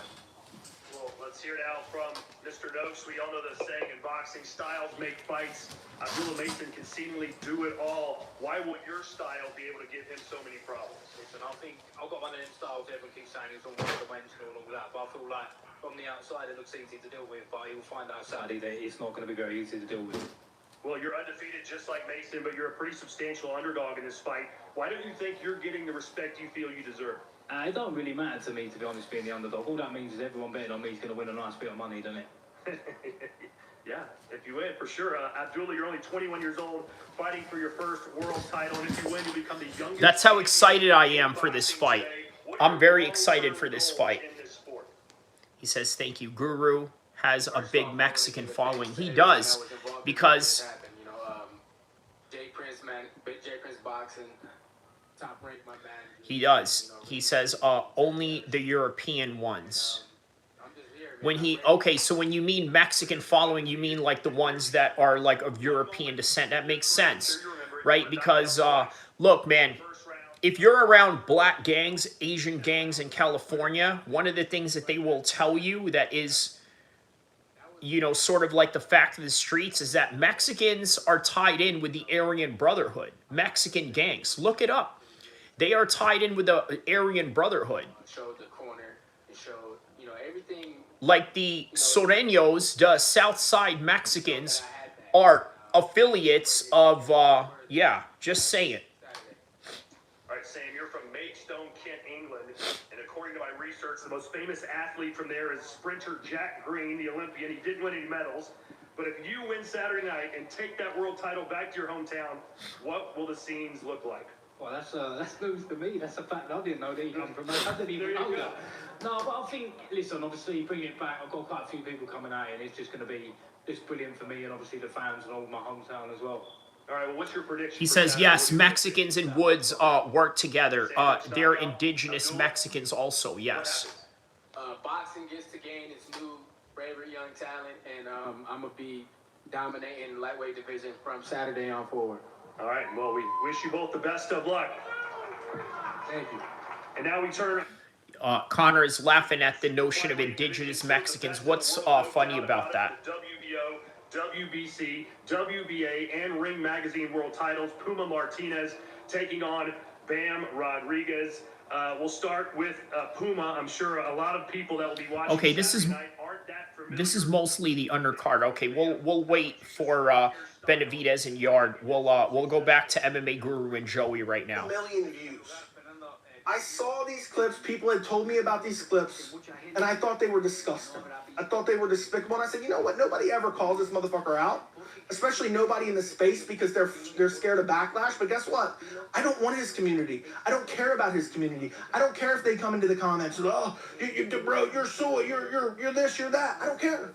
Don't give a rat's ass. Yeah, look, that's all that MMA Guru fans will do every time, you know, they get at you. They call you a lefty, liberal. You know what I mean? Like, everything has to be about, like, the dynamic of, oh, you don't agree with me, you must be a lefty liberal. Like, man, freaking stupidity. The stupidity of the modern Republican Party right now is amazing. This is why Trump, unfortunately, has dumbed down, you know, the WHITE race of America, because he is encouraging you guys to not go to college. He says, oh, LOL, those are indigenous Indians, smart guy. Mayans, Aztecs, okay. This video, don't care. Don't care at all. I tweeted this out. We're going to read what I had to say in a second, but let's listen. Go for any... Oh, it's at the end, so no. Don't let him finish it, Jack. It's the new moral victory. Sending the nukes, dude, right at that cliff where they're fucking their cousins year after. Yeah, that's true, man. He says they are not from India. You're right. You're right. They call them Indians because Columbus was trying to go find a route towards India and then headed into the West Indies, which unfortunately I don't think should even be called West Indies, but let's hear what Eddie Hearn is saying here. Another ring card at Tottenham Hotspur Stadium, over 60,000 people. Saw a very, very sweet night when Conor Benn beat Chris Eubank Jr. This is the night of the champions this week in Riyadh, but let's be honest, this is the main champion here. I know he's probably too humble to say it, but this is the guy. This is everybody's favourite fighter in boxing. This is every fighter on the card's favourite fighter, and it's definitely one of our favourite fighters. I think the only reigning Ring Magazine champion on this card. This guy's done it all, and like I said, Todd, the man down there's two men particularly, Robert Garcia, of course, his incredible trainer, and Kevin Rooney as well. They told me about this guy for years and years, and at just 1 week's notice, he stepped up 2 divisions to win the world title. To beat wow, how about that, man? 1 week's notice. He beat Rung Visai after that. Then he stepped down to the flyweight division to win the thoughts world on the last pay-per-view and the well, the welterweight division, I will say, is you know, a lot more competitive now, I will say. All right, let's go back to MMA Joey. The ugly inbred cunts. This dude is calling other people ugly. Sending the nukes to Dagestan. I mean, that isn't the craziest thing he said, but still despicable, disgusting. Okay, but it is what it is. Go, Jack. Get back up. I know it's just their culture, but hey, this is really fun. Round 5's coming up. Come on, Jack. Says Mario, your point is you really must either be very young or very uneducated. 13-year-olds to like 17-year-olds watching this content. I don't even know what that means. Let's continue. Let's go. Let's go. Dominated? Yeah, you're ugly and inbred as fuck, dude. You're inbred little rodents, dude. Round 5 coming up. I don't care. If you're a fan of a Muslim fighter, you must be Muslim, therefore you must be inbred, therefore you must be a rat as well. But that's not the worst of it. Yeah, it's crazy how he attaches those things as some sort of qualifier to somehow insult you, when in reality, you really break down that insult, it really means almost really nothing other than just coping on the part of MMA Guru. Inbred little rodents, dude. You gotta force women to have sex with you or they wouldn't. Fucking freaks. So basically now all Muslims or all Dagestanis are, you know what, Hold on. rapists. I wonder if this guy was hard on Conor McGregor. I'm sure he was, right? I'm sure he was, right? But I don't know. I should have looked into that. But let's continue. Here we go, round 5, dude. Ugly inbred little rodents, dude. Cry at a border. Bitches. Crying in my chat. Round 5. Go cry at a border. Go cry at a border. It's very clear what that means. What's going on in the Middle East? People trying to escape a war-torn country, go cry at a border. If he wasn't very clear right there, okay, maybe you want to think I'm making stuff up, because that's what he's implying now, that I'm making stuff up. Let's listen to some more. Let us in, let us in. Here we go, round 5. Crying at a border to be let in a country. What do you guys think he is referencing there? What do you guys think he's referencing there? I know there's going to be people defending me. Oh, he's talking about immigration. He's being very clear what he is referencing there. But people like this, they like to say their racist shit. They like to say their shit-talking stuff about other religions. And then when they're called out for it, they're like, nah, that's not what I meant. They leave a little bit, just a little bit, like, oh, I can back off that. That's not what I meant. I was joking. Come on now. And that's what people like this do. They're kind of afraid to really say it with their chest. But So I did mention that earlier, right? I mentioned how, you know, people kind of skirt or hide behind what it is they're trying to say, like try to mask it, right? Hence the term veiled threats or veiled racism. they say just enough. I mean, this was really clear in my opinion. But he said, read more, Mario. Connor says, Mayans and Aztecs are indigenous people. Mesoamerica, indigenous Mexicans is hilarious. Okay. He says, I'm going to shave that beard. I dare you to come and try to do that, because if you did, I would end you. I would absolutely end you. Okay? In the most brutal fashion, I would end you. just enough where he could say, no, that's me. No, I'm not talking about that. Go cry at a border. Let us in. Let us in. Now, I posted this full clip. People can interpret it how they want. They can hear it with their own ears and make up their own minds about it. But I'm going to tell you what I interpret it as in a second. But we'll continue. Let's go, Jack. Cousin fucking force women to fucking marry him as children, freaks. So now every Muslim is a pedo. Every one of them is inbred apparently as well.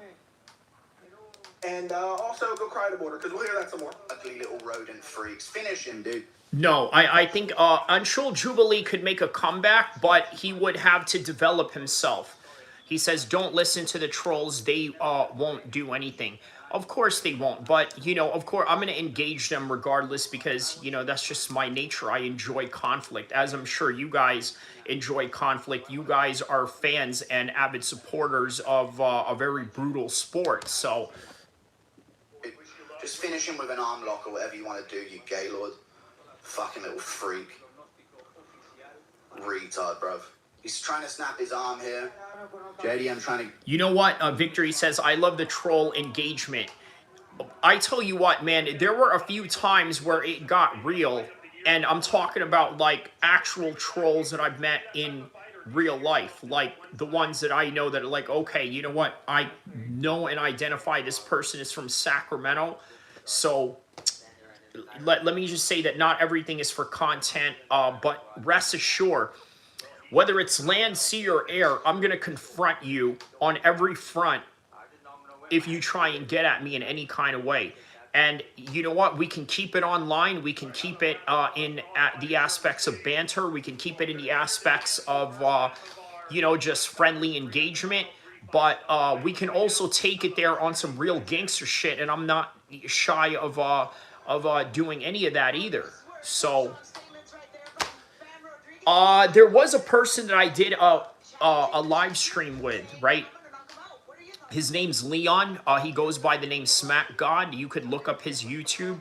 Me and him got into it in real life, and let me just say that, well, it earned me a pretty, pretty vicious reputation in Sacramento, along with the vicious, reputation that I've already built in this town.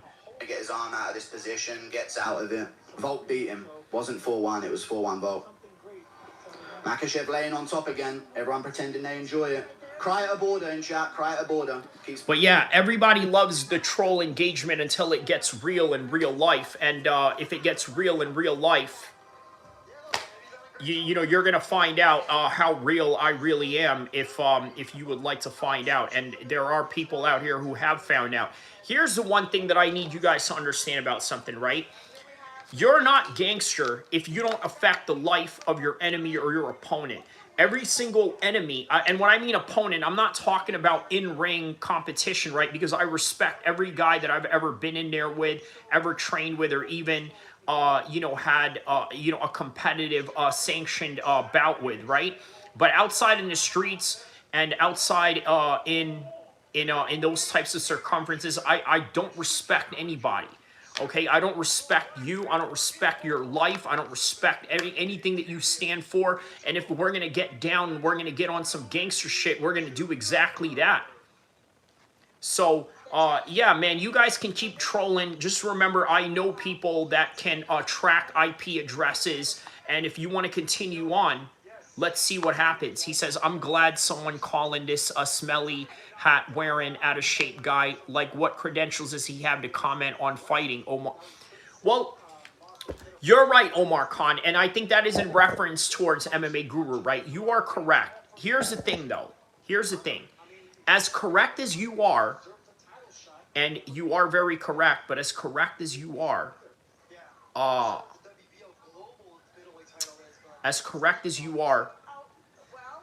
we need people like MMA Guru in the space. For people to know that there is an opportunity for you to come into the space of MMA and make money out of it, right? We need people to know that they are welcome no matter what their fight experience or lack of is.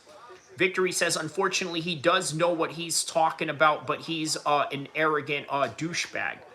Well, he's English, right? The English are arrogant douchebags. You know what? They just don't understand the message. We beat their asses 250 years ago, and they just don't get it. They don't get it. And then they bring Daniel Hamid after me. But shout out to our UK allies. Obviously, Zane is a big UK ally of mine. Me and him are like George Bush and Tony Blair.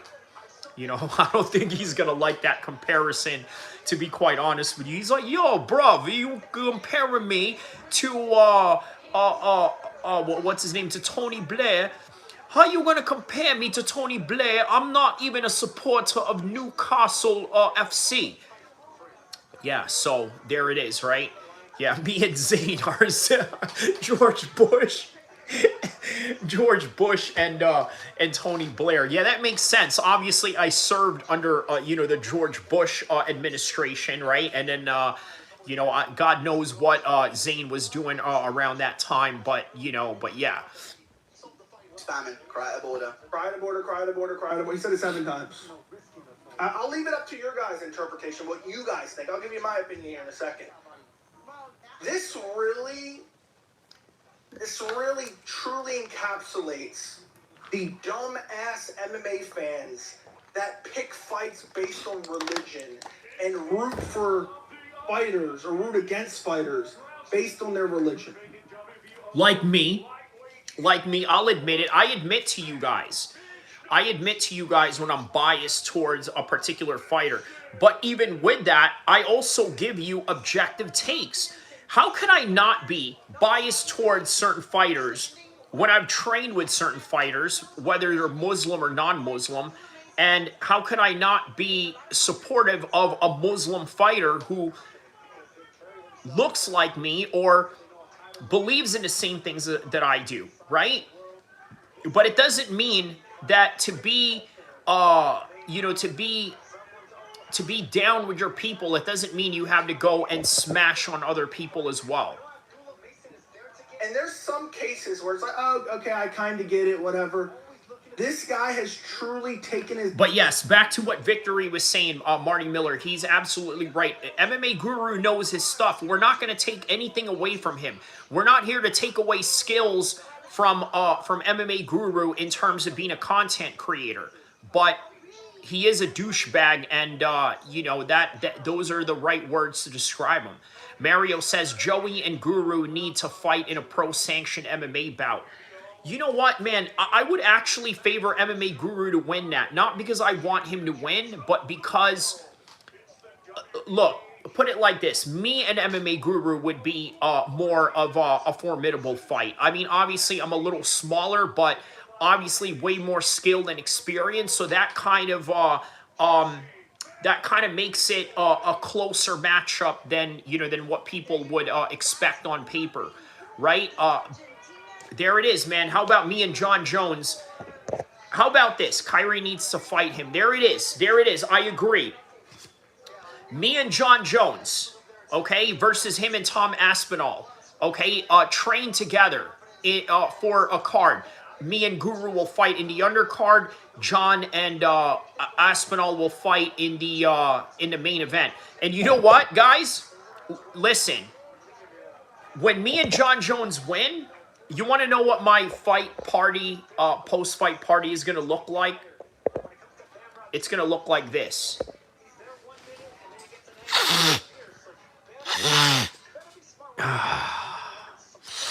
Oh, yeah. Good Lord.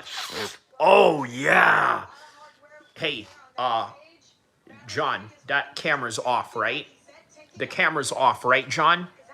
John, the camera's off, right? Hey, man, that was great. Listen, that head kick you landed on Tom Aspinall, that was great, bro. That was great. And then John goes, yeah, man, you know, you really kicked that, you know, that pig English guy. Yeah, you really kicked that colonizer's ass. Oh, snap. Oh, are we back on? Okay, sorry.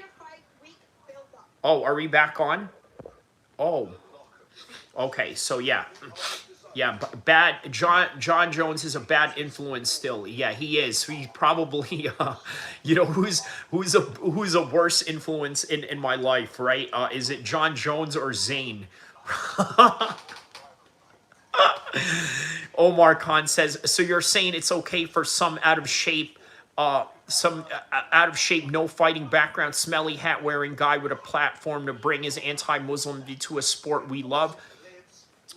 Okay, Omar, I'm glad you brought that up, my man. Let me explain something to you, right?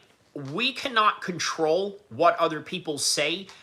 Yes, we can bring sanctionings upon them, right? YouTube sanctionings, obviously, in terms of, you know, getting him canceled. But you know what? I come from an environment and background that doesn't really encourage reporting people or snitching on people or anything to that degree, right? So I don't know if I would necessarily be adamant in taking that route. But there are people like this that are going to exist in our sport. At the same time, you also, as a Muslim, have to know, hey, you know what? We know our religion, and we should be secure with that. I think oftentimes the biggest reason why many Muslims get offended by, you know, off-the-wall comments, as they should, is because maybe they're not entirely educated on the religion. Like, for example, if, you know, people were to question you on jihad fi sabilillah, right? You know, non-Muslims are going to press you on this particular topic, right? So, of course, you know, people who are uneducated in this particular matter are going to be offended by the notions that, let's say, a non-Muslim is going to bring. But again, this kind of shows you that as Muslims, we need to increase our education in our religion so that we are not necessarily, you know, ignorant to, okay, well, he said this, I'm going to be offended. Well, no, you know what? How can you be offended when Allah has given you a book that has given you all the manual what do you call it? The manual Reader's Digest of your life, right? Of everything that is going to happen, of everything that has happened before even medical studies have found these things are all in the Quran, right? So Mario De Leon says it's free speech for Americans, not Guru. He lives in the UK. Yes, that is also, you know, a dynamic that is important. He says, yeah, John is an amazing fighter, but probably not the best human being. Well, there you go, right? Now imagine that's a great dynamic. You got Tom Aspinall, who's a very good human being, okay? And then you got MMA Guru, who's not a good human being. And then on the other side, you have me. I like to think I'm a very good human being. That is, if you don't get on my bad side, okay? And then when you get on my bad side, okay, then, you know, bad things, you know, happen to you.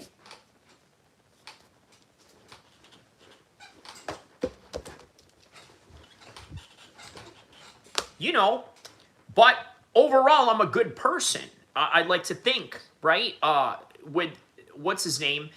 John Jones, not so. So it's a good dynamic, right? There's good and evil on the American side, and then there's good and evil on the British side. You know, but make no mistake, man, me and John Jones, we're going to be carrying that American flag to that fight with me, him, and MMA Guru and Tom Aspinall. John, I'm ready. Oh, Lord. His mask off, and apparently he's been doing this for years. It shows that no matter... What did Mando say? He says, I encourage you to find Jesus like I did, left Islam 2 years ago. The truth is in Jesus. Well, you know, I mean, look, you're entitled to what religion you want to be. I mean, I don't know what made you left Islam. It's not my path that I'm going to take, certainly not the path of many Muslims. And there are many Muslims that take your path as well. So either way, good luck to you, and God bless. You know, hey, guys, listen, find the IP address of this guy, Mando. We need to go find him. He left. Oh, the cameras are rolling. Hold on. Hold on. Let me go on John Jones mode right now. Okay. All right. Yeah, me and John are ready for this MMA Guru Tom Aspinall fight, man. Imagine. No, that would be great. Look, think about this, right? The training camp behind it, it would be great banter.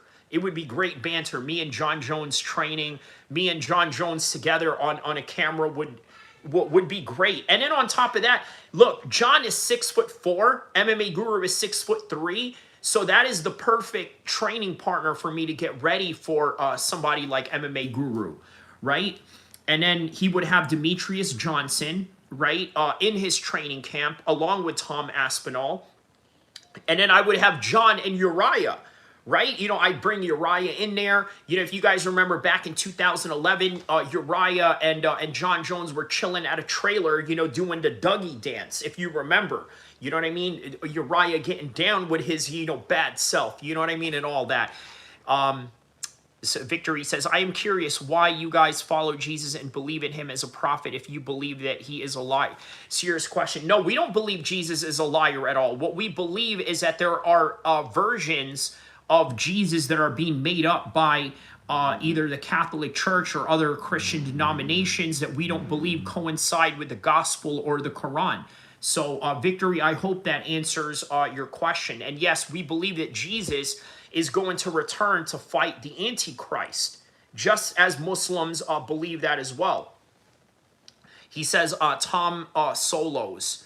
What do you mean, Tom Solos? I mean, if me and MMA Guru were to be in the same card with him and John Jones, yeah, I think, I mean, look, think about it. He'd have Demetrius Johnson, I would have Uriah, I would have John Jones, he would have Tom Aspinall, right? And we have, it would be great, man. And then, you know, the after party of me and John Jones looking like this.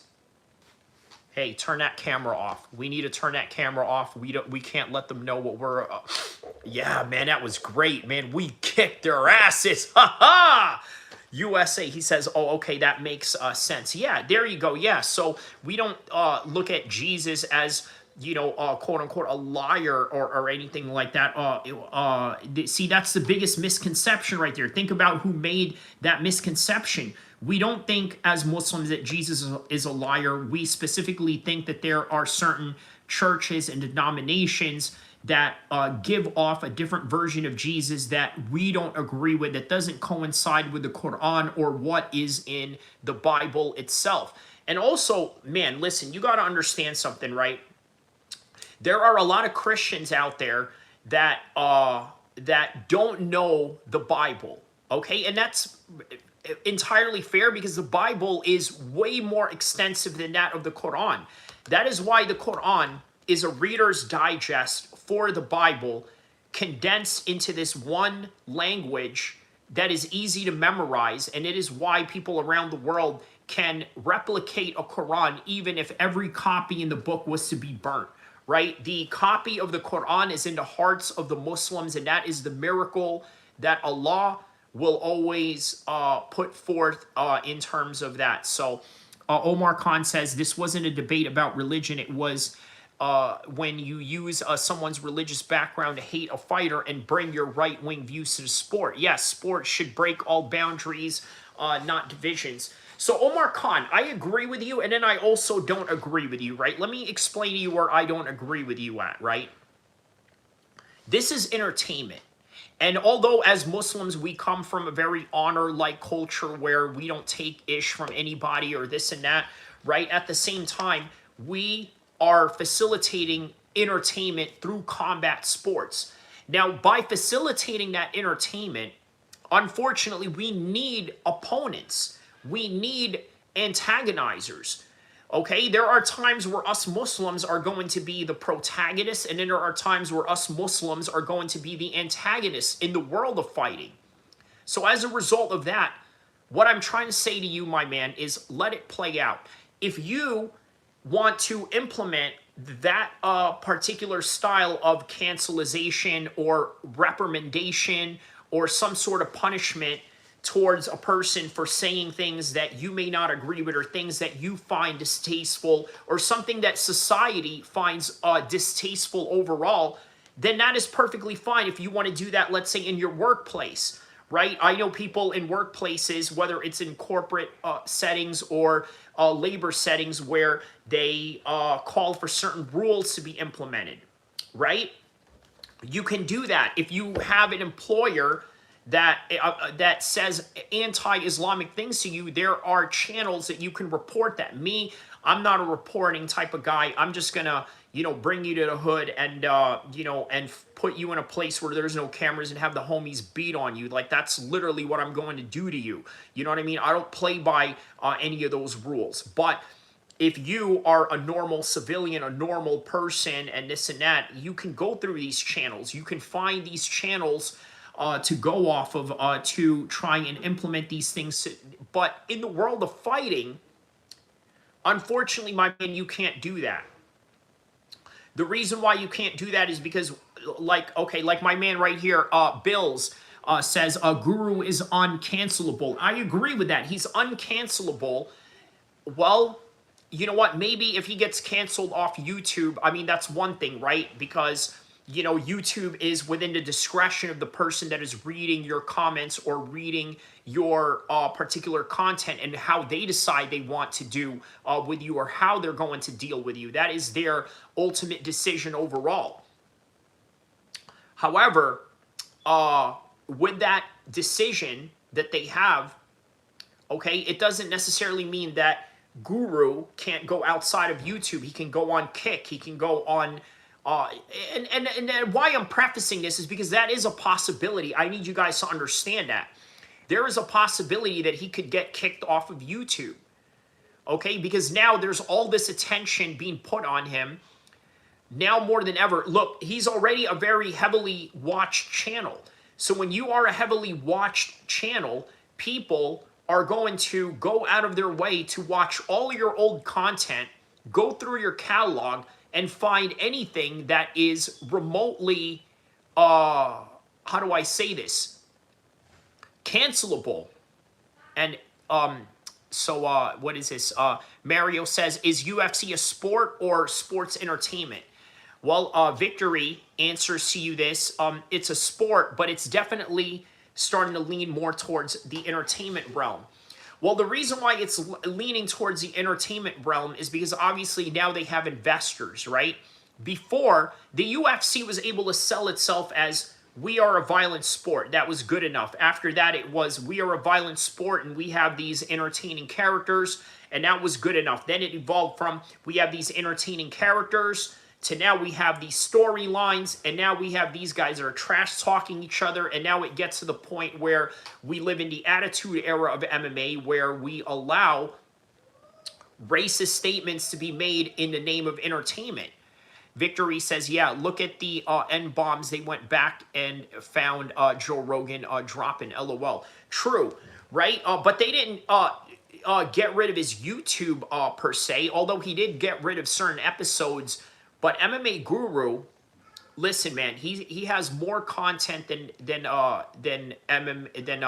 Joe Rogan, right? He's got like 4,000 videos out right now, and Joe Rogan has at best like 2,000, live stream, podcast episodes or something like that.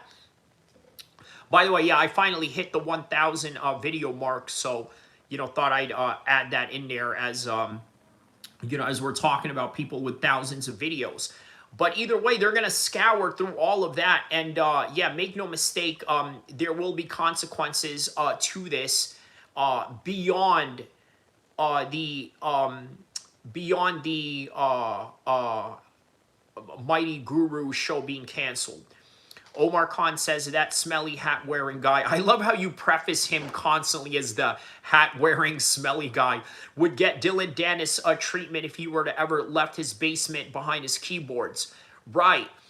He says, I too, in not that guy, would have a reporter or cancel someone, but when you F about, you're going to know. He says, this is exactly what he needs. That's exactly what he needs, Khan. Elaborate on that a little bit for me, Marty Miller. What do you mean by when you say that's exactly what he needs in terms of what Omar Khan is saying? So the Dylan Dennis treatment, so what does that mean? Does that mean that he needs to get beaten up in person? That could be a possibility. But here's the thing, man. MMA Guru will never pull up in the type of places that you've seen me pull up on, right?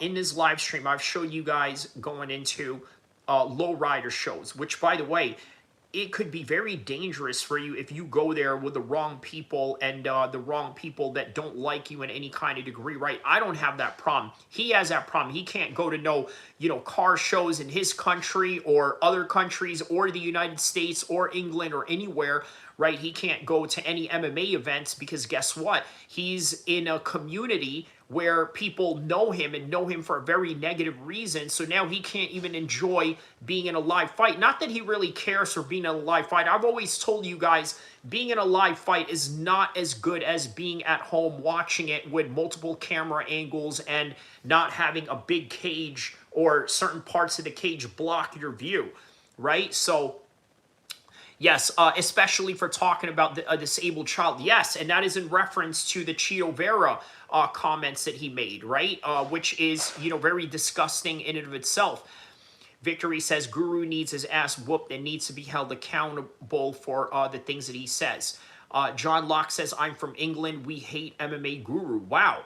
And to think that he would probably be a national treasure of you guys, but there's another dynamic to that as well. I think it's completely irrelevant to this subject, but it is worth noting that many people hate other people to where they are from, right? Like, for example, if, take the Paul brothers, for example, they grew up in Ohio, right? This is something, Victory sort of understands. People over there, don't want you to have this hyper extravagant personality that gets you all these millions of views that they pulled up on YouTube.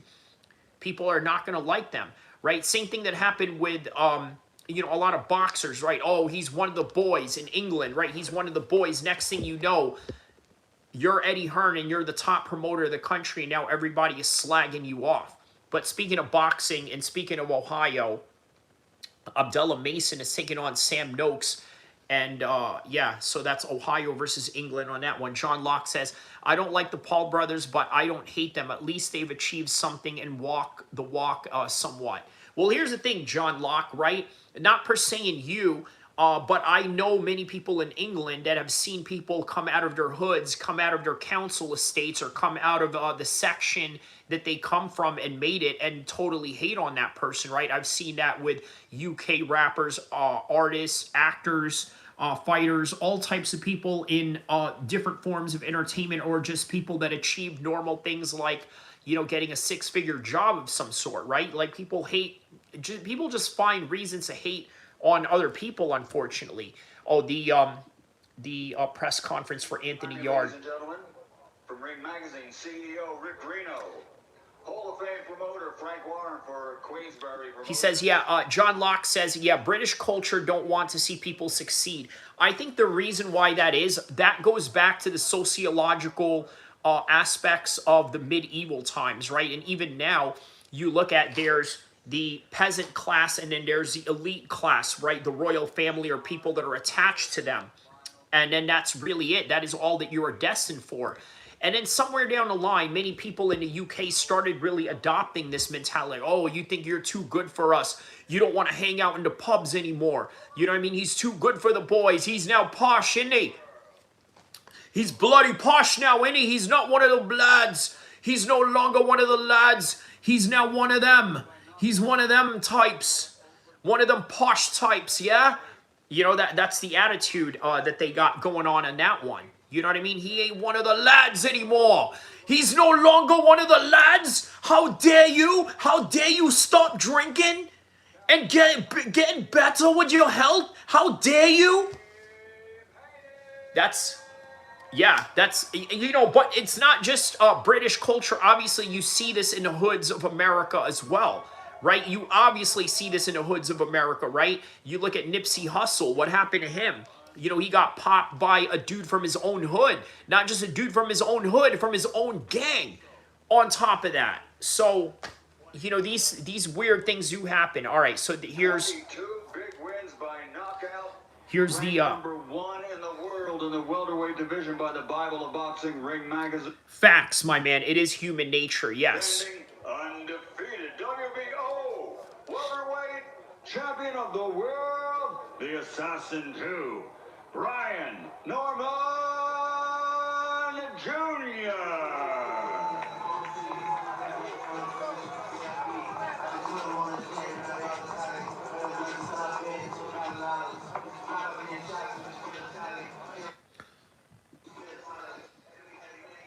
All right, so the opponent of Devin Haney, Brian Norman Jr. A lot of people are saying very high praises of this guy, right? This could be an upset right here, but who knows? The features bell.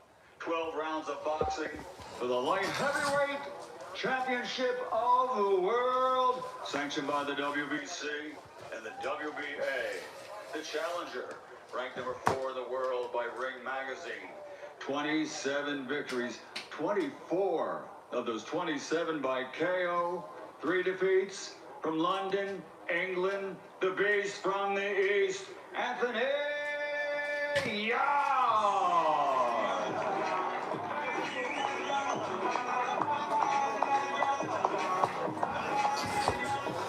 And of course, with Anthony Yarde, they got to have the, he is Brandon. Are you Muslim? Yes, Brandon, I am. Yes, shout out to you, Brandon Shields. Let me know what part of the world you are from, my man. And his opponent, fighting out of Phoenix, Arizona, USA. His professional record? Phoenix, Arizona. That's West Coast right there. Glasgow. All right, man. Shout outs to the English and the Scottish in the chats right now, man. Shout out to Brandon Shields. Glasgow, from Glasgow. He says Jake Paul's let me say this in a Scottish accent. Jake Paul's a clown. Jake Paul is a fucking clown, lad. David Benavidez.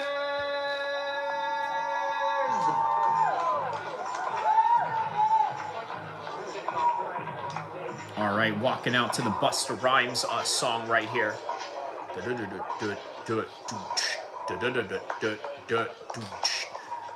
Dudes back in the days used to, like, you know, at lunch tables, bang that beat.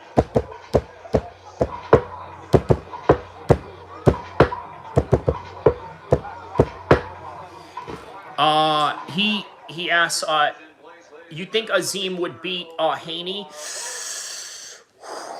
Do I think he would beat Haney? Yeah, I think he's got a good chance, man. That kid has a serious knockout power. Brandon Shield says, I reckon Benavidez fight goes the distance. I agree, man. Yarde is tough, bro. You know, like, this is not an easy fight. He says the pen beats. LOL. He says the pen beats? I don't understand. Oh, yeah. Expecting an incredible night this Saturday. Let's turn it over first now to the CEO of Ring Magazine, Rick Reno. Rick, Rick Reno. How do you got this guy as the CEO of, look at this dude. Look at how he's dressed. Absolutely smashing fights. I mean, in the first contest, you know, when Devin went up to the welterweight division, oh, yes. Lunch table and pen table beats. Yes, got it. Anybody to fight. But he wanted the smoke. He wanted the guy that nobody wanted to fight. He wanted to go against one of the most dangerous punchers in the weight division, another undefeated guy in WBO world champion Brian Norman Jr. You know, a lot of people view this fight. I don't think Conor can beat Garcia and Haney and all of them a lot.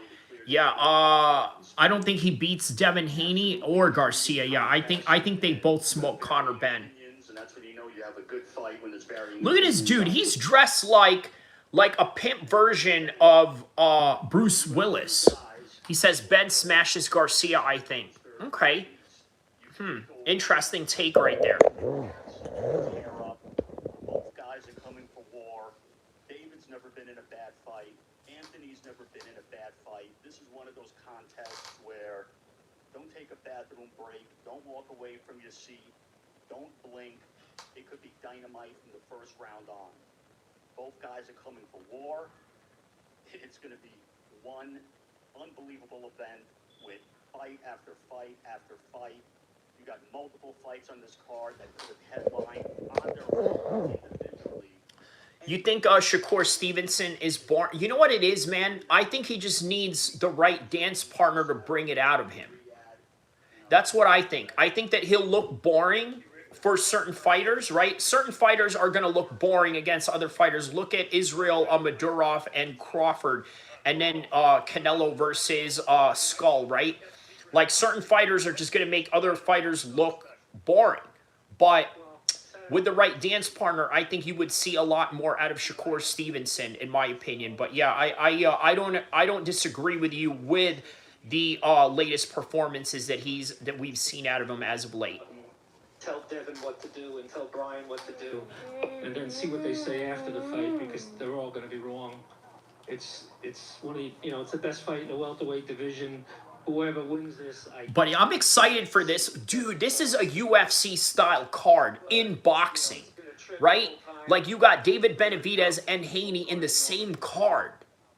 And then you got Anthony Yarde as an opponent. He says, yeah, I think here in the UK we look for crazy fights like Joshua versus Dubois, for example, because we have crazy crowds to match it. Yes, man, the UK boxing crowds are the best in the world, and I love that they bring that same energy into UK MMA as well. Brian Norman Jr.'s trainer, his father, Brian Norman Sr. We expect the fight to be outstanding. But look out for this guy, Brian Norman Jr. It's been just as exciting, especially the back and forth between you and Bill Haney. You guys were going at it just a few minutes ago. You said your son's... Yeah, Marty says, About Time Boxing is doing this. Usually the only fights worth watching is the main event. Correct. And you know what? Also, we're seeing guys that are losing that should not be losing, or it would take them years to lose, based on just the meticulous matchmaking they did. Now, we got real fights in boxing, and we got the Saudis to thank for it. We're not worried about that. You understand what I'm saying? Brian Norman Jr., It's time for him to show who he really is. Devin Haney is the perfect opponent to show who he Now look, Brian Norman doesn't have a name like Devin Haney, but in the boxing circles, I've heard many good things about this guy. Look out for this guy. Brandon says, I do think Norman wins. Wow, I think Haney is one of them fighters that can be found out if they are pressured. Well, let's see if Norman does pressure him to this one. Let Bill Haney have the mic now. I'm sure you have plenty to say about... Oh, here we go. You know Bill Haney with the mic, it gets hot. Well, first, I want to thank Allah for this opportunity. It's been quite a journey, you know. Allahu Akbar! I'm going to ask for all the patience in Him to give me to not go in on. He says, "Do you gamble on fights?" No, but my co-host, you know, Zain Musa Boxing does. You know, you should check him out. He says, "Haven't seen Fresh in a while. He must be on and up." Yeah, well, with all the things going on in the world, I'm sure he's too busy for MMA. You know what I mean? So, Tremendous talent who's fighting for a championship, something that dreams are made of. He comes from a great family of boys and men that's been standing on business, and now they have their opportunity. Of course, you got the Benavidez's who paved the way and trailblazed the way for guys like us to be independent. He started at like 16, 17, and I've been tapped in with Benavidez from the beginning. And you got Tunde. That's right, brother. He fought to be up on this stage. His name wasn't up on here, but... You know what? That's a very good question, Brandon. I don't think Tom Aspinall comes back. I did make a video about him getting stripped. It's actually one of my latest videos. I haven't uploaded videos, just been doing live streams.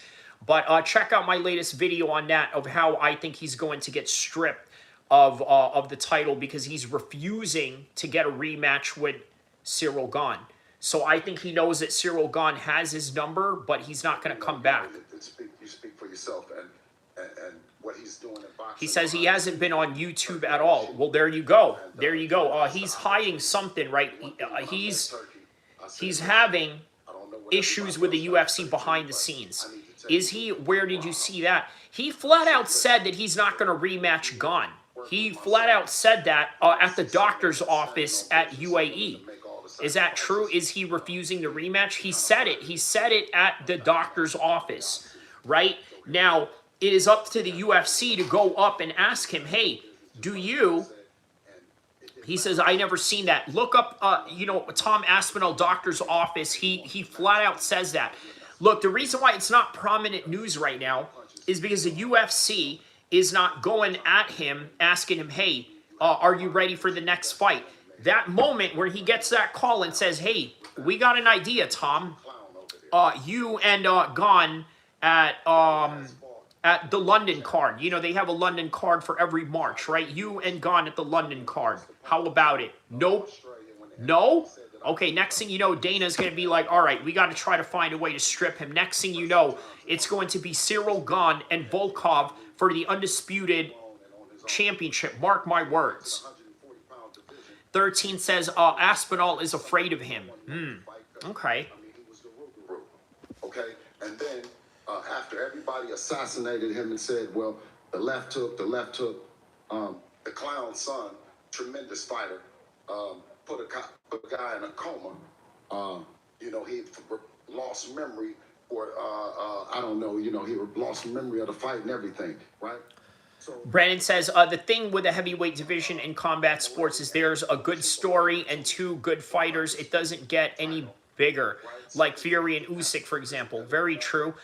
Brandon says, or the Fury-Wilder trilogy. That's also very true. Victory says, the only way to take away the blemish of quitting would be to get back in the cage with Gane ASAP and win. Yeah, and he's going to refuse that, and it's going to look very bad on him. I think Aspinall will move to boxing. Can't see him back in the octagon. There you go. I agree with that assessment as well.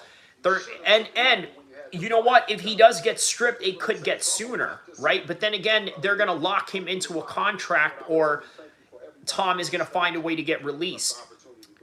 13th Assassin says, I watched the fight live. He beat the crap out of him. True.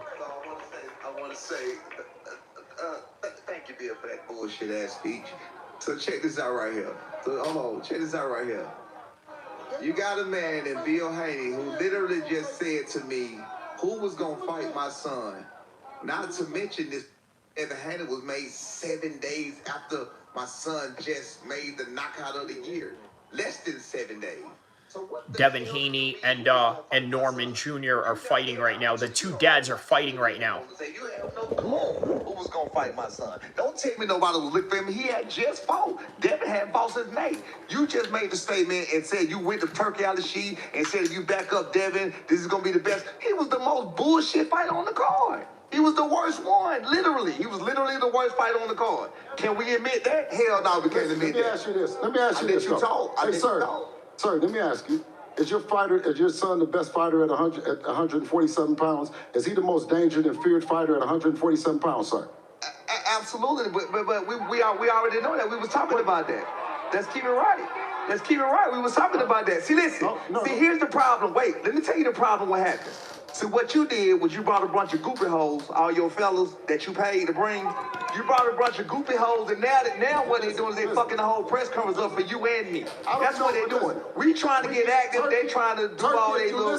They trying to get some money from us. If you want to put something on the table for me and him to wrestle on this motherfucking stage, then just let it be known, and we can get to it. Other than that, let's get to having a great night in boxing. The last time social media heard, Bill Haney said, "I'm gonna make my pro debut against let's see right on the undercard." Ooh! Go then, what we gonna do? What the hell we gonna do? Look at it. He hot. He hot. He hot. He hot. Yes. He hot.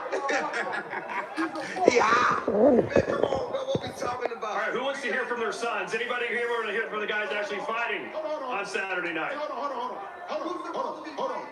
He says, I believe him. He was too specific. He says, Bill Haney about to get punched in the face. I believe it to victory. I've always had them vibes that Francis was a fake good guy. Yes. Yes, do you believe the Ngannou thing? I believe Dana White, yes. 2-3 fights left. He won't be able to get rid of the contract. He says, I never suspected him of being like that, but thinking back at it, I can see it. I'm going to go in. I'm going to make a video about Francis Ngannou on that one. Now, tell him, let's see that bounce over there. Stiff as boards over there, you dig? November 22nd, my son gonna punish you. All right, let's hear now from Devin Haney. Devin, for the first time in your career, I believe, you are the underdog in this matchup. Do you feel everything you've accomplished in your career that you should be the favorite? Not anymore. I think it was an update in the odds. No, sir, he's still underdog. He's still underdog. Check it again.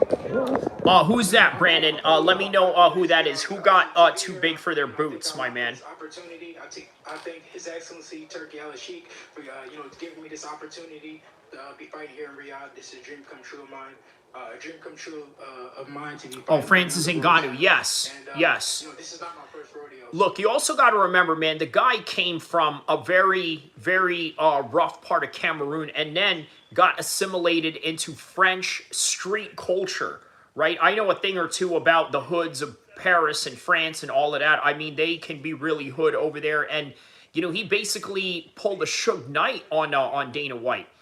Victory says, I can't believe he was requesting a jet before the fight with Stipe.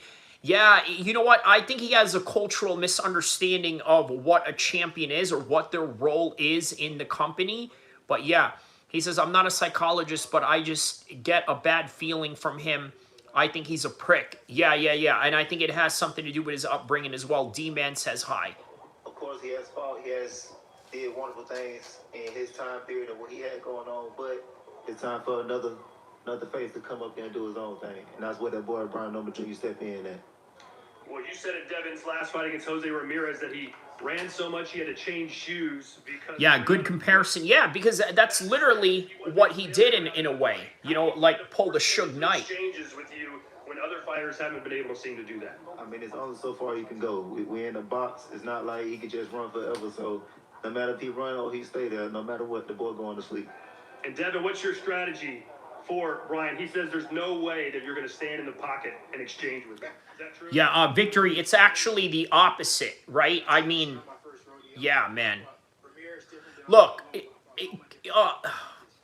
I'm going to be very careful about how I say this, okay?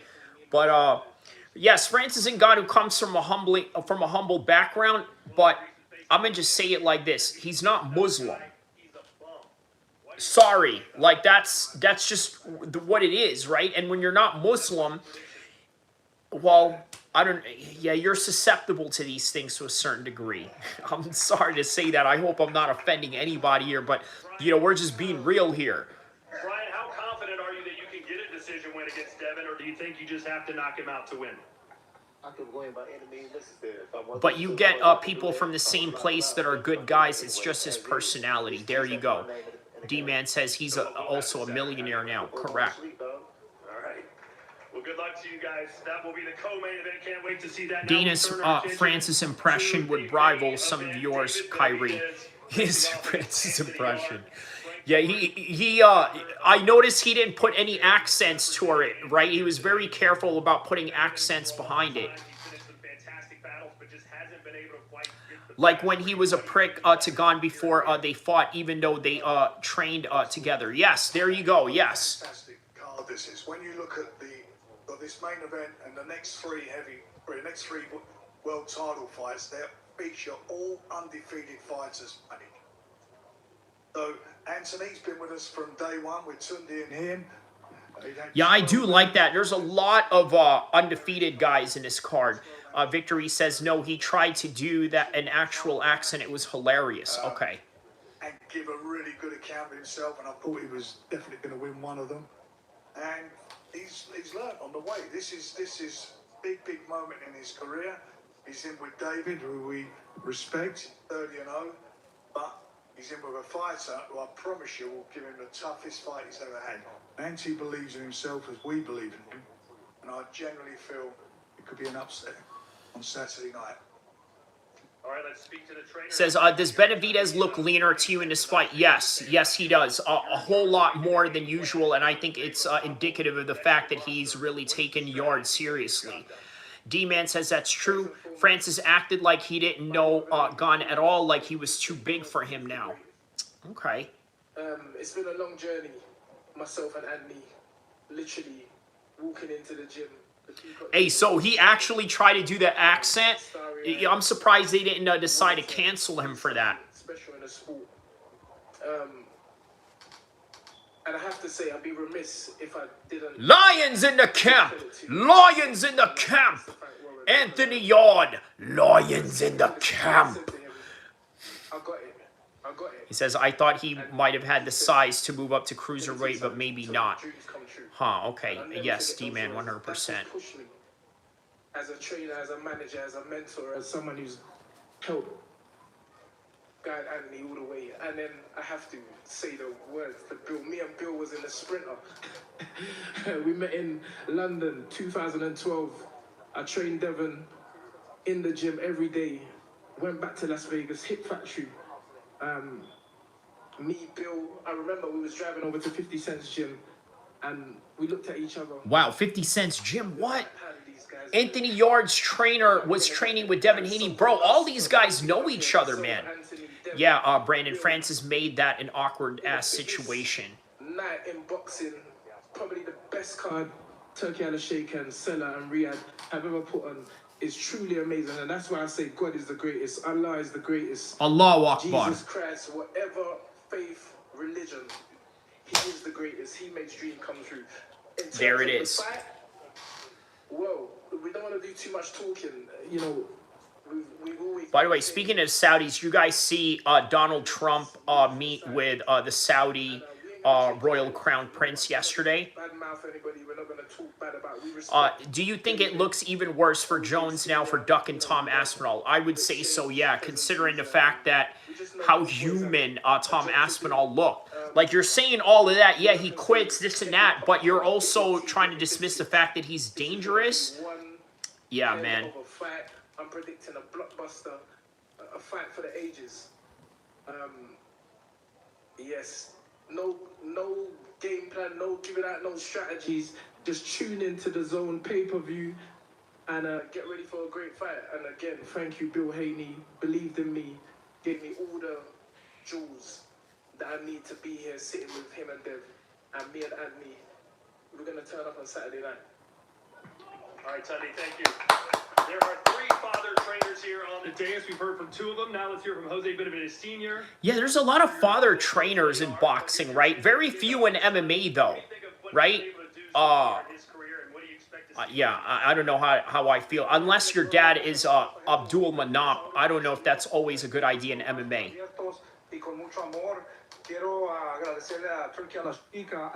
He says he really did duck him too. I kind of understand, but can't believe he took it as far as having a contract. Yeah, because then it was at that point, nah, I can't jump through with this, right?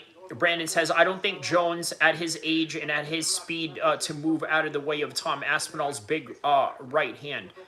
He says fight hand, but I know you mean to say right hand. Got it. Yeah. It's a dangerous matchup. You can say all these things about Tom Aspinall, but by the end of the day, he's still a dangerous matchup. Okay. Well, first of all, I want to thank everybody here from Saudi. Thank you so much for all the love and support. We're super happy, super excited to be here. He says a very valid point because John definitely is not a speed guy, but I think he has enough weapons to get it done. True.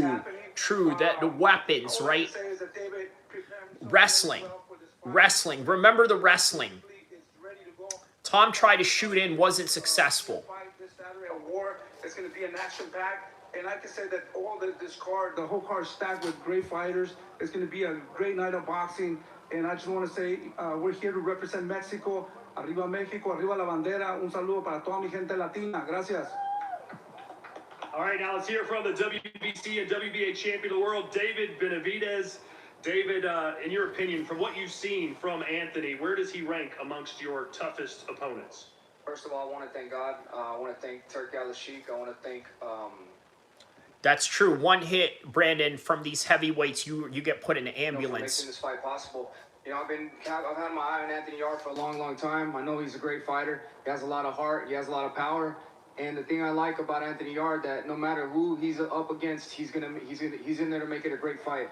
Me, I like to make every fight I'm in a war. You know, I like to give the people the fights they want to see, and I want to give them the action-packed fights they want to see. So I've trained, you know, I had a great training camp. I've trained extremely hard, and you know this. That's right, Marty. That's the reason why he didn't do it. It's just that one factor that could put him to sleep. Capture world title. I'm trying to capture all the titles and unify all the titles in the light heavyweight division.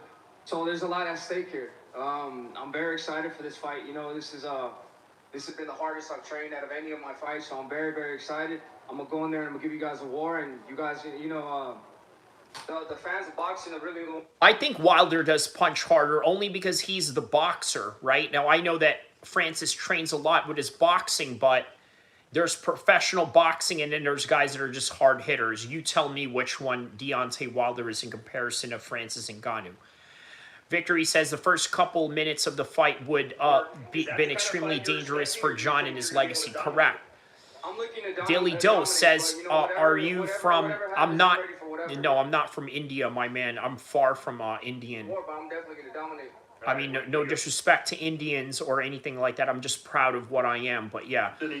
He says, well, according to the punching cube at UFC, Pereira hits harder than anyone in the UFC. Well, there you go. You just said we got it on tape somewhere. First of all... But also, remember, they're trying to discredit Francis Ngannou. Keep that in mind. I am from Sacramento, California, represent, but I was born in Libya. And His Excellency... So, North Africa. Pick me personally for this fight. Of course, Benavidez team giving me this opportunity. We're here again. And I feel like this is the best version of me. I've always said I didn't want an easy route because there's people that go and win vacant titles and nothing. It is. It's a WWE belt, yes. He says, I think Wilder's snaps on his punches is unique. He really didn't punch through people. Yeah. Challenge Kovalev. I know the risk. I know the lose. The undefeated, 18-0. This is me. Or 18-0. Big prospect. Don't go to Russia. Everyone's telling me, do not go to Russia to fight Kovalev. I said, I'm going. And then you get better BF. Everyone's saying this guy's a monster. Another monster.